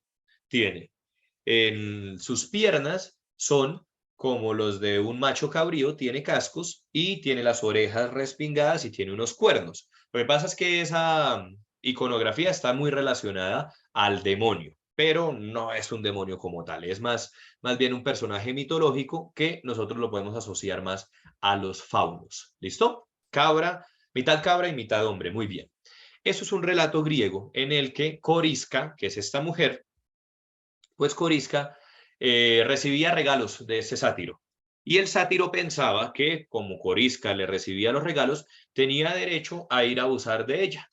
Entonces Corisca, ya cansada y sabiendo lo que le iba a suceder, un día se pone una peluca. Y este sátiro la encuentra en el camino y decide tomarla del cabello. Por suerte, como era una peluca, él se queda con la peluca en la mano y Corisca logra huir.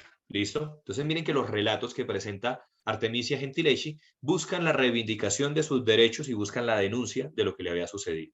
Y después podemos admirar que era una experta en la pintura, sus obras son supremamente hermosas y tampoco se nos puede olvidar el nombre de esta hermosa maestra. Descansemos de Italia y vámonos para los Países Bajos, que siempre nos tienen gratas sorpresas. La joven de la perla. ¿Alguna vez habían visto esa pintura? Sí, en otra sección de chabulitos. Exacto. Chabulitos. En otra sesión la habíamos visto. Es una obra preciosa de un artista muy, muy noble. Johannes Vermeer es un señor que fue muy buen ser humano, como el Bacán del periodo barroco. ¿Por qué? Porque Johannes Vermeer no se dedicaba a pintar, le gustaba pintar. Entonces, si revisamos, se calcula que solo pintó 40 cuadros. ¿Por qué? Porque tenía otro oficio, era comerciante, tenía muchos hijos también, entonces tenía que mantener a sus hijos. Pero sobre todo, era un hombre muy justo y le gustaba reivindicar la labor de todas las personas que lo ayudaban. Sus pinturas no tienen en ningún momento ni a ningún rey ni a ningún dios. Esos no son los temas que le importan a Johannes Vermeer.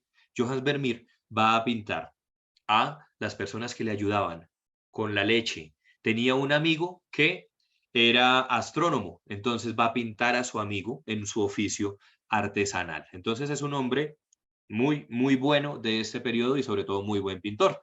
Recordarles que el propósito es que cuando encontremos una pintura que nos guste mucho, pues nos convirtamos en ella. Y más ahorita que estamos en septiembre, podemos ir preparando nosotros mismos nuestro disfraz para que en octubre nos convirtamos en una obra de arte. ¿Listo? Yo les decía, es el pintor de lo simple, de lo cotidiano, de las labores más tangibles y menos reconocidas. La lechera, por ejemplo, es una pintura preciosa, preciosa, preciosa. Y sobre todo, miren el manejo de la luz que tiene este señor. El ventanal irradia muchísima, muchísima luz. ¿Listo? Bien, vámonos ahora para España. ¿Han visto esta película? Les iba a decir, ¿han visto esta pintura? ¿Listo? No. Listo. Las Meninas de Diego Velázquez es una de las pinturas más conocidas en la historia del arte. Le han hecho un montón de estudios. ¿Qué hay que tener en cuenta? Que la jovencita que aparece en la mitad es la protagonista de la obra, se llama la infanta Margarita. Y lo que hace Diego Velázquez es ponerla alrededor con muchas de las personas que convivían con ella. Dentro de ellas tenían enanos que divertían a la infanta Margarita. Qué suerte la de la infanta Margarita. ¿Listo? Pero no me voy a extender mucho. En internet hay mucha información sobre esta pintura, así que tranquilos, ustedes después buscan. Quiero que miren este cuadro de acá. se llama El triunfo de Baco. ¿Por qué? Insisto, en el barroco nos van a pintar a las personas tal cual y como se ven. Incluso los dioses también van a tener cuerpo de persona del común. Y aquí lo que hace Diego Velázquez es unir a los dioses a una mitología con personas del común. ¿Quiénes eran esas personas del común? Amigos suyos, amigos de él, que frecuentaba, tomaban mucho vino, se emborrachaban y decían, bueno, estamos celebrando al dios Baco, que junto al dios Dionisio son los dioses de la juerga y del licor. ¿Listo? Pero un manejo excepcional de las proporciones. Miren los rostros, son rostros de personas tal cual como las vemos. Ahora, quiero que me cuenten, aunque creo que se me anticipó la diapositiva. Ese señor que está ahí, ¿quién es? ¿Quién podría ser? ¿Qué suponen ustedes?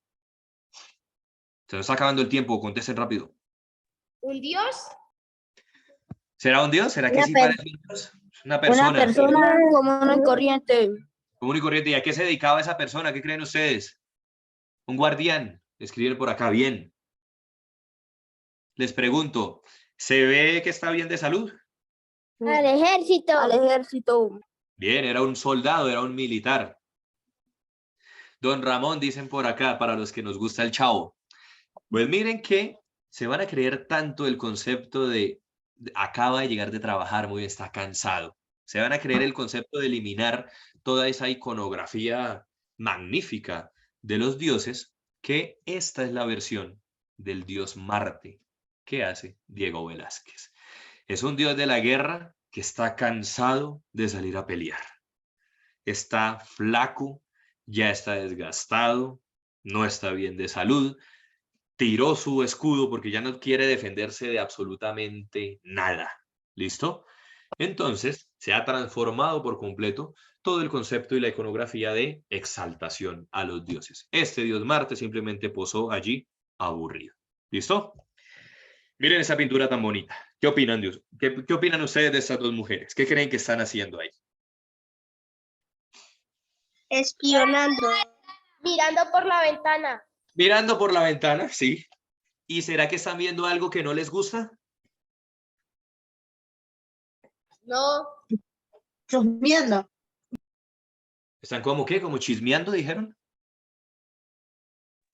Sí, sí. Sí. Está chusmeando algo que está pasando alrededor. Es una escena divertidísima lo que están viendo. ¿Listo? Creo que están escribiendo algo en el chat. Por favor, léelo, Nicolás, porque ya dije que mi chat no sirve. Parecen las chismosas de La Bella y la Bestia cuando pasa Gastón. Ah, bueno, muy bien. Pues, no sé quién es Gastón, pero sí. En la escena, ¿qué es lo que pasa con Bartolomé Esteban Murillo? Pinta este cuadro, que es un cuadro preciosísimo, tomando todo el concepto del tenebrismo y demás, que ya lo hemos hablado, pero estas mujeres se están divirtiendo y efectivamente están admirando algo.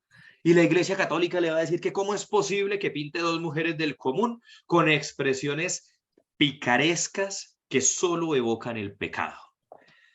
Miren, yo no tengo muy buena relación con la Iglesia Católica por todo lo que he estudiado de historia, no me gustan ese tipo de juicios, pero yo creo que estas dos mujeres no estaban haciendo nada malo. Javier tiene la mano arriba. ¿Qué opinas, Javier?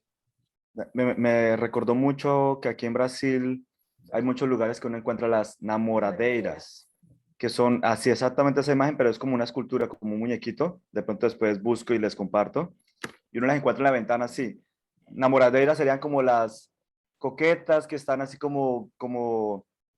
las coquetas, sí, como coqueteando. Sí, voy a buscar y después les comparto. Y es exactamente esa imagen de la muchacha con el brazo aquí, mirando para afuera. Alguna vez escuché alguna historia así de mirando a los trabajadores y queriendo ennoviarse o alguna cosa así. Voy a buscar y después pero me recordó mucho. No sé si Tomás lo ha visto por ahí. Después Muchas gracias, Javier. Listo, entonces Javier tiene tarea y después nos muestra esa versión. Entonces, miren, le van a decir a Bartolomé Esteban Murillo que no puede publicar la obra, que porque es pecaminosa y demás. Menos mal al maestro no le importó y se convierte en una de las grandes obras de este periodo barroco. ¿Por qué? Porque aquí no hay ninguna diosa, ni hay ninguna virgen, ni hay ninguna santa. Son mujeres del común, por eso se llama Mujeres en la Ventana. Y nada de malo tiene que una mujer sonría o que coquetee o que chismee, porque eso no mata absolutamente a nadie. Matan más los prejuicios. Sigamos adelante. Uy, esta se desordenó por completo. Les pido disculpas. Este señor tiene un nombre muy largo. Recuérdenlo como Rembrandt.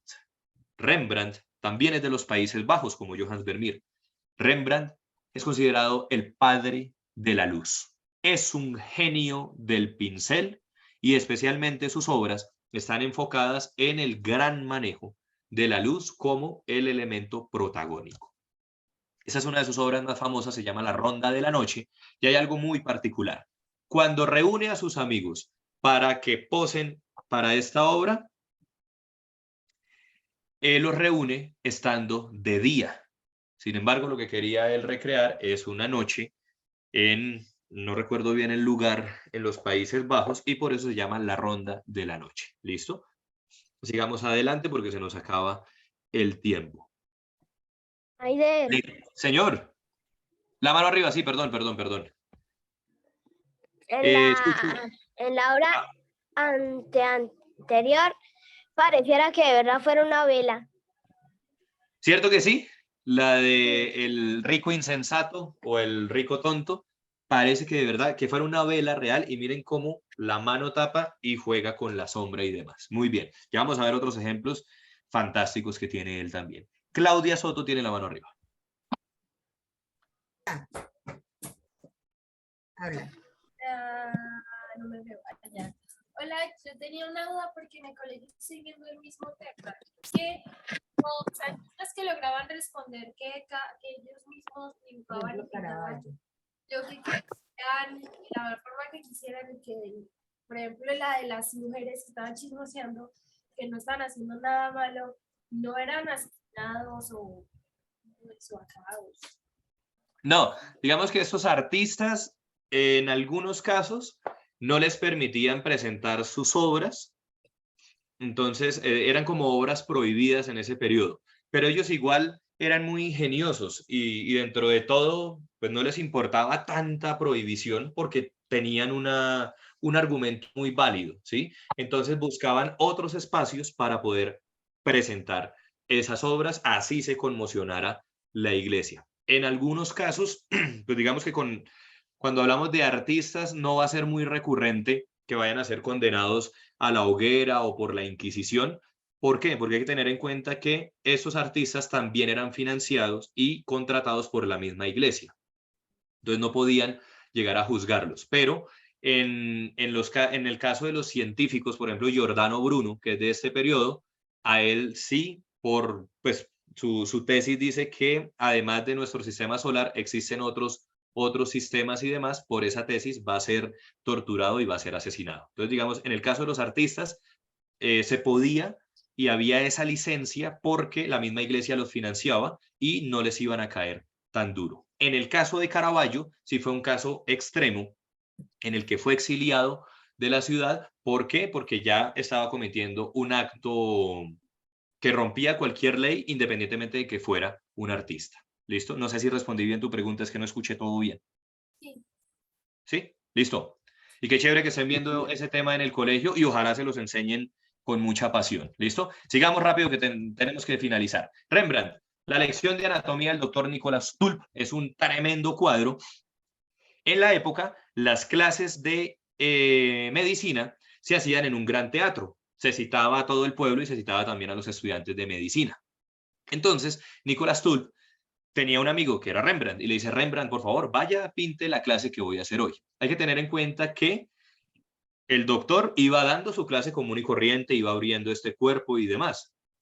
No era que posara por 2 horas mientras el maestro pintaba el cuadro para que pudiera quedar exactamente así. No, eso simplemente es capacidad de retentiva que tenía este genio. ¿Listo? Este cuadro es muy especial porque a mediados del siglo XX, por hacia 1950, algunos estudiosos de medicina tuvieron que recurrir a esta pintura para comprender muy bien cuáles eran los tendones que conformaban el brazo izquierdo, y fue tan exacta la pintura que realmente ayudó a estos médicos a que pudieran comprender el funcionamiento de esos tendones y su composición y demás. ¿Listo? Otra obra espectacular, una de las que más me gusta, entre muchas que me gustan de Rembrandt, es La vieja con cesta de carbón. Miren por qué le dicen a Rembrandt el padre de la luz. Su dominio de la luz en las obras es excepcional. Y aquí lo que muestra simplemente son las etapas de la vida, la niñez, la adolescencia y la vejez. En los Países Bajos también está Peter Paul Rubens, que es un gran pintor, admira mucho también la obra de Rembrandt. Y miren este personaje tan especial, Saturno devorando a su hijo. ¿Qué está haciendo ahí ese viejo? Mordiendo un bebé. Mordiendo un bebé, se está comiendo a su bebé. Resulta que Saturno es el dios creador en la mitología griega. Pero entonces los griegos no conocían todavía de los anillos o el cinturón de asteroides que rodea a Saturno. Por lo tanto, pensaban que, bueno, eso por un lado, pero también había 3 estrellas que parecían que estuvieran alineadas. Cuando el planeta se movía, esas estrellas desaparecían. Entonces lo que decían es que Saturno se estaba comiendo a sus hijos. El único hijo que se va a salvar es Zeus, pero no recuerdo bien ese mito, así que no se los puedo contar bien. El caso es que la interpretación de Peter Paul Rubens es terrorífica, porque este anciano dios se está comiendo más que a su hijo, tal vez a su nieto. ¿Listo? Miren este espectáculo de pintura. La caída de los condenados. Alguien que me diga rápidamente cuántos personajes hay allí. Uno para juntar. 46. 46, como 100. Se parece al Jardín de las Delicias. Muy bien, es el mismo concepto. El Jardín de las Delicias tiene infinidad de personajes. ¿Por qué? Porque es que Peter Paul Rubens, como buen artista de los Países Bajos, claro que admiraba a la obra del Bosco. Entonces, todo ese estudio minucioso de la miniatura que había dejado el genio Bosco lo van a aprender los siguientes artistas. Esta obra es espectacular. Hay manejo de la luz, hay movimiento. ¿Dicen por acá qué? Dice por acá en el chat que 1547 personas. 1547 personas. La verdad, seguramente en internet está el dato exacto. Yo no me voy a poner a contarlos y no voy a refutar lo que ustedes dijeron. El que dijo 47, válido. El que dijo 120, válido. Y el que acaba de decir 1547, válido también. El caso es que es una obra espectacular. ¿Listo? Es fascinante. Es la caída de los condenados. Parece que la misma obra tuviera música, porque uno puede escuchar incluso los lamentos de todos esos cuerpos que están cayendo y un cielo que está a punto de cerrarse. Ahora, miren cómo se pintan las ninfas o las diosas en este periodo. Las 3 gracias son mujeres voluminosas y están desnudas. Ya no nos importan los supercuerpos esculturales y demás. ¿Cómo les va a ustedes? Espérenme, voy a suspender un momentico aquí la diapositiva porque está saliendo un error. Quiero que me digan cómo les va a ustedes con las obras, las películas de terror y todos esos personajes. ¿Sí les gustan? Algunas sí, otras no. ¡Horrible! Bien. Bien, Pues listo.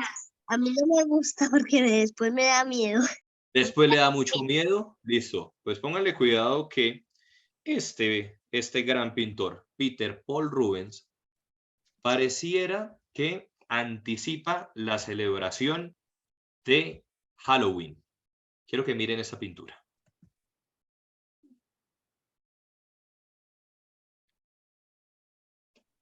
Y cuéntenme qué tal les parece. Esa es la cabeza de Medusa. Muy bien. Medusa. Eso no me parece tan asustador, pero ¿No le en la parece? vida real es... Listo. Tremendo cuadro. Les encanta el relato de Medusa a los pintores del barroco. Ya hemos visto varias y hasta vimos una escultura. Y en este caso se puso más terrorífico. Miren ese montón de sangre. Acaba de ser decapitada por Perseo. Pero miren las serpientes, que no son solo serpientes lo que emana su cabello, sino también hay por ahí como una especie de lagartija. Nicolás, sí, como de salamandra. Como de salamandra, ¿cierto? Y por la calidad de sus colores puede ser muy, muy venenosa. ¿Qué tal esa cabeza de Medusa? ¿Ah? Hay un caracol también, muy bien. Espectacular, ¿no creen?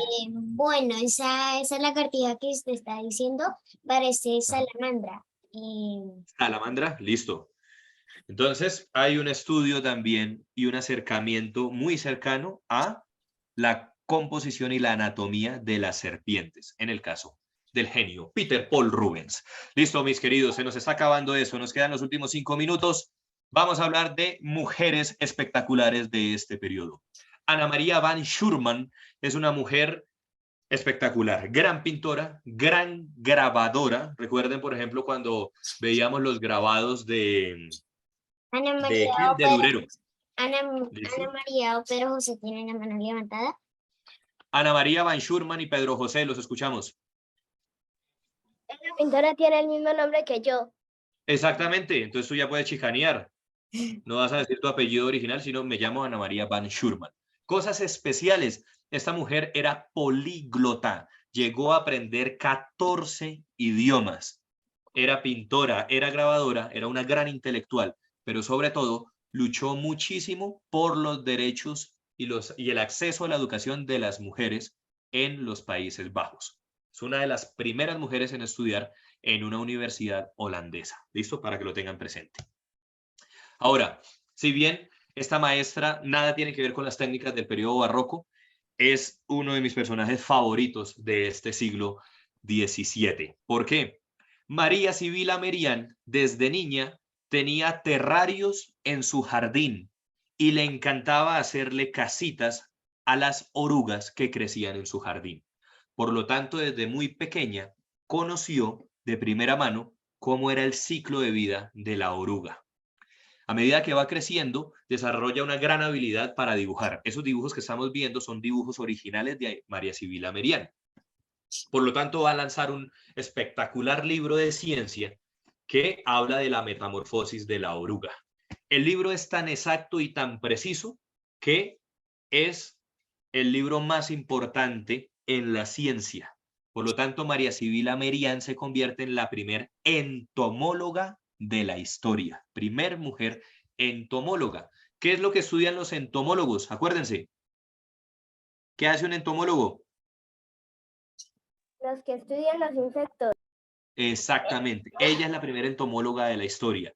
¿Por qué? Porque como de niña, al igual que ustedes, tenía tanta pasión por los animales, pues observó tanto a las orugas que escribe el gran libro de la metamorfosis de la oruga, y como era tan buena dibujante, deja unos dibujos precisos, exactos y realistas de cómo era el proceso del ciclo de vida de ella. ¿Listo? Tremendo. Un aplauso para la maestra María Sibila Merian. Miren esa pintura. ¿Qué opinan de esas flores? Eso también es como con las miniaturas. Sí, tiene mucho estudio de la precisión de lo mínimo, pero sobre todo es espectacular porque... Son muy realistas. Exactamente, es muy realista. A eso se le llama naturaleza muerta. ¿Por qué naturaleza muerta? Porque ya no está en un jardín, ni está en un árbol, ni nada. Es decir, ha sido arrancada de su hábitat natural. Entonces, es una genia del pincel, posiblemente la mejor dibujante de flores de la historia. Rachel Rausch, ¿listo? Miren acá este cuadro es la misma escena, pero la pinta en dos momentos diferentes. Por eso algunas de las flores se ven marchitas en una que otra escena. Y miren lo hermoso de esa mariposa en el cuadro de la derecha. Aquí sí volvemos a retomar los conceptos del tenebrismo y demás, y sobre todo el manejo de la luz y del color. Pero es un espectáculo absoluto las flores de esta maestra. Clara Peters son súper bonitas, es cierto. Clara Peters es otra de las grandes mujeres de este periodo, es considerada como la madre del autorretrato. Lo que pasa es que por ser mujer no tenía permitido dibujarse ella misma dentro de sus cuadros, así que fue tan brillante y tan inteligente que en el reflejo de sus recipientes se va a pintar. Aquí acabo de hacerles el zoom para que puedan verlo. ¿Sí ven que ahí en el reflejo hay una mujer? Ese es el retrato de la maestra Clara Peters. ¿Qué problema cuando le prohíben algo a un artista? ¿Y qué problema cuando le prohíben algo a una mujer? Bellísimo lo que hace ella. Volvamos a los Países Bajos. Judith Leister tiene unas pinturas muy especiales. Todos sus personajes sonríen en los cuadros de Judith Leister. Sonríen incluso cuando están acercándose a la muerte, como es el caso de estos dos borrachos que están celebrando que cada vez están más cerca de encontrarse con la muerte. Pero toda la obra de ella es supremamente divertida. Se nos acaba la pintura. ¿Conocen ustedes a este señor? Yo Sí, no. Miguel de Cervantes. Sí, Miguel de Cervantes. Miguel de Cervantes, pues ahí está el título. Miguel de Cervantes escribe un libro precioso que se llama El Quijote de la Mancha. Quijote de la Mancha. Muy bien, Don Quijote de la Mancha es un caballero diferente a todo lo que nos habían contado, porque en el periodo no nos interesan más esos grandes guerreros y fuertes y triunfadores. Don Quijote de la Mancha es un caballero de lo cognitivo, de lo inteligente. Es un caballero que busca la justicia y además está enloquecido por buscarla. ¿Listo? Cambiar el mundo, amigo Sancho, que no es locura ni utopía, sino justicia. Es uno de los grandes versos de este hermoso libro. ¿Listo? Quiero que alguien, por favor, lea no lo que está en azul, que eso es una frase de Silvio Rodríguez. Bueno, Tomás, que tiene la mano arriba de una vez. Tomás, lee lo que está en negrita, que dice Don Quijote, aunque enloquecido, y continúa, por favor. Don Quijote, aun enloquecido, es un hombre de bien, no le gusta el mundo así como es y lo quiere mejorar, así que no importa que sus batallas resulten siempre mal. Sancho dijo de él, era un pobre caballero encantado que no había hecho mal a nadie en todos los días de su vida. Bien, Tomás, muchas gracias por tu lectura. Una ¿Querías cosa, decirnos algo? Dime, una dime. cosa, yo tengo el libro de Don Quijote. Muy bien. Les hago una recomendación. Como ustedes están chiquitos, hay varias adaptaciones para niños del libro del Quijote de la Mancha. Es preferible que lean esas adaptaciones, porque el libro oficial pues está escrito también en un castellano antiguo, y el problema que tenemos cuando accedemos a la literatura universal y a los grandes textos, cuando estamos así de chiquitos, es que nos van a aburrir, porque no vamos a entender muchas cosas. Entonces, o lean las adaptaciones para niños, o pídanle a sus papás que lean los libros y se los cuenten en un lenguaje para ustedes, ¿vale? Otra gran figura de ese periodo, el maestro Quijote de la Mancha, Miguel de Cervantes. Obviamente hay más artistas, hay más escritores, pero lo que no hay es tiempo. Entonces, resumamos el barroco en una diapositiva. ¿Listo?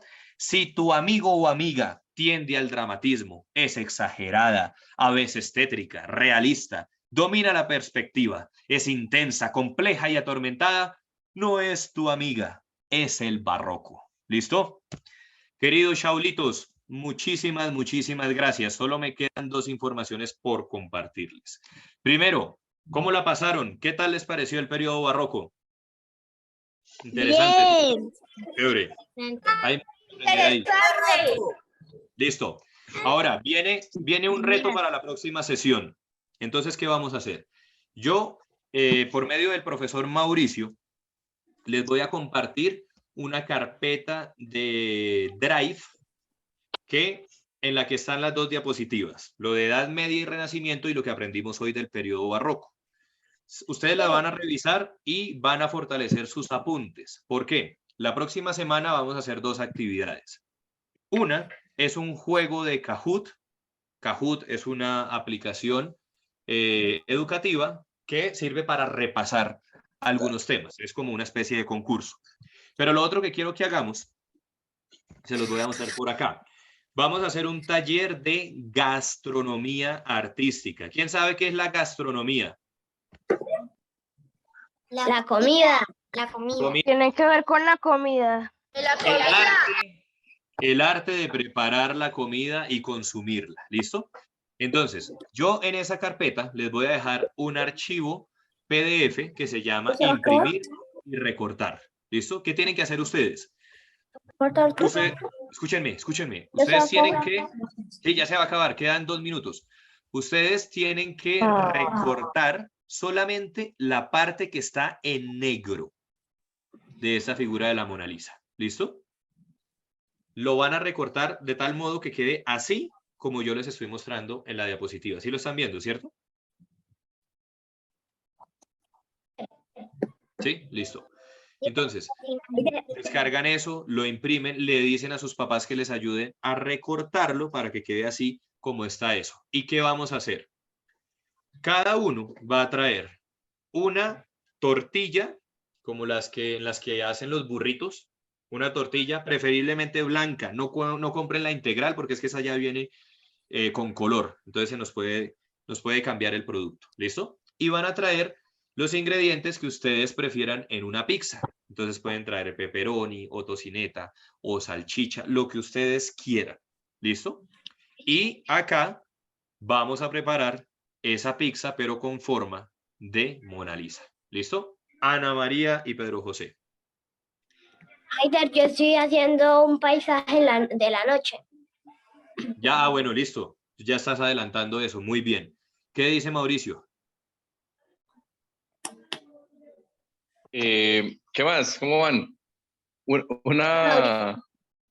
Una tortilla, para que Heider haga ahí como la explicación, de pronto para Tomás que está por ahí en Brasil, es como esa arepita delgadita con la que hacen los burritos, como dijo Heider.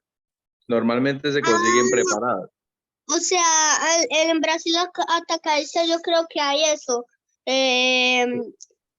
Es como esa tortilla blanca. Esa es la que están pidiendo, una blanca. Vean, como esta. Vale. Vale, sí, ahí está en Brasil Atacadista.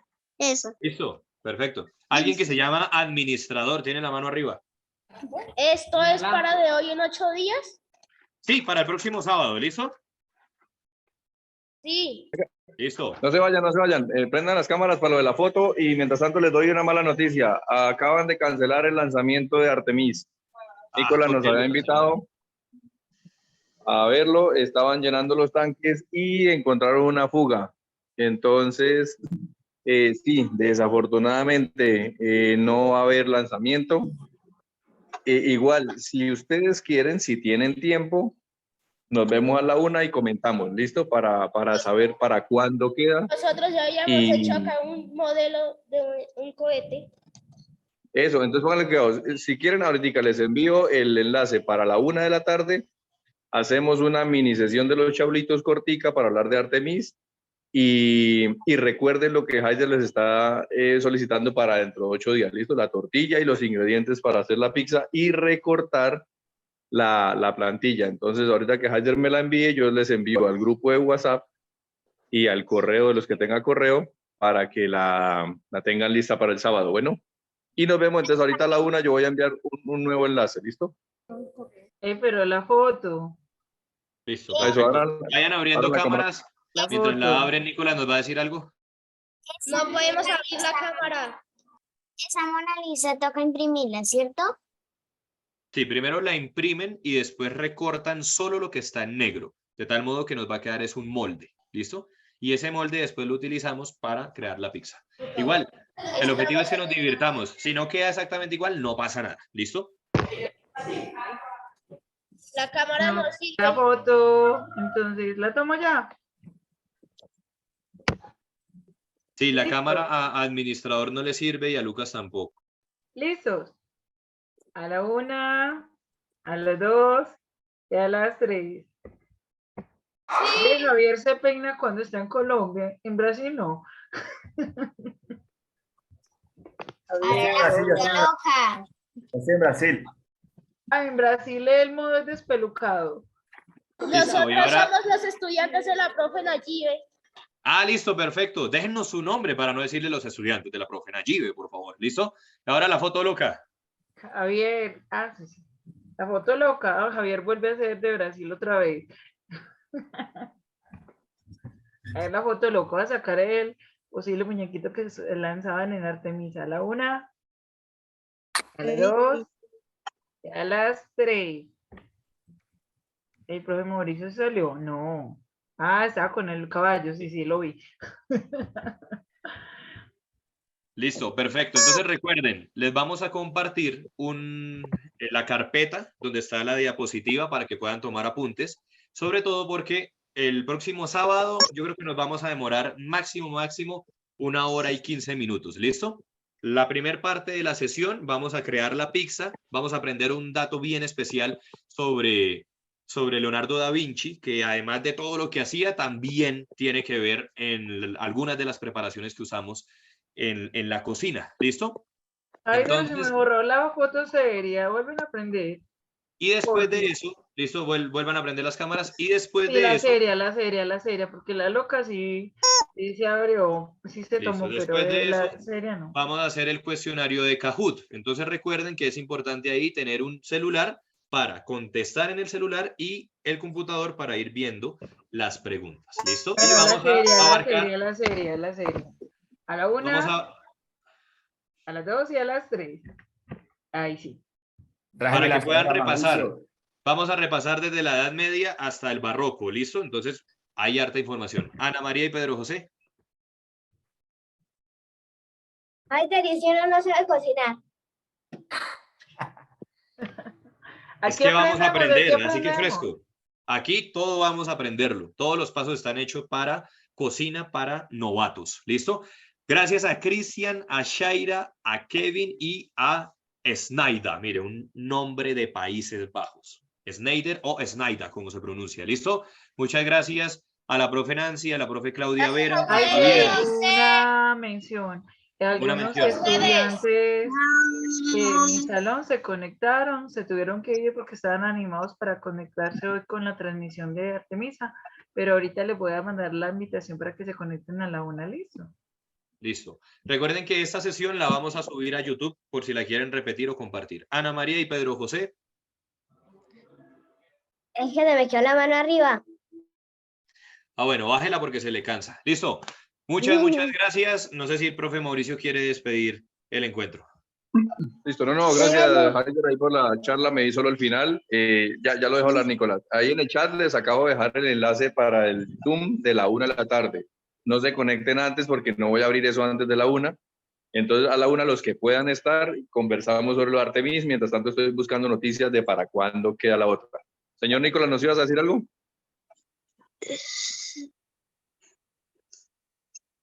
No, listo. Entonces háganle y nos vemos a la 1 y si no, nos vemos el otro sábado. Listo. Chao. A la Les va muy 1, bien. chao. Chao, gracias. Almuercen bien, chao. Nicolás, detenga la grabación, si no él sigue y sigue y sigue y sigue. Listo.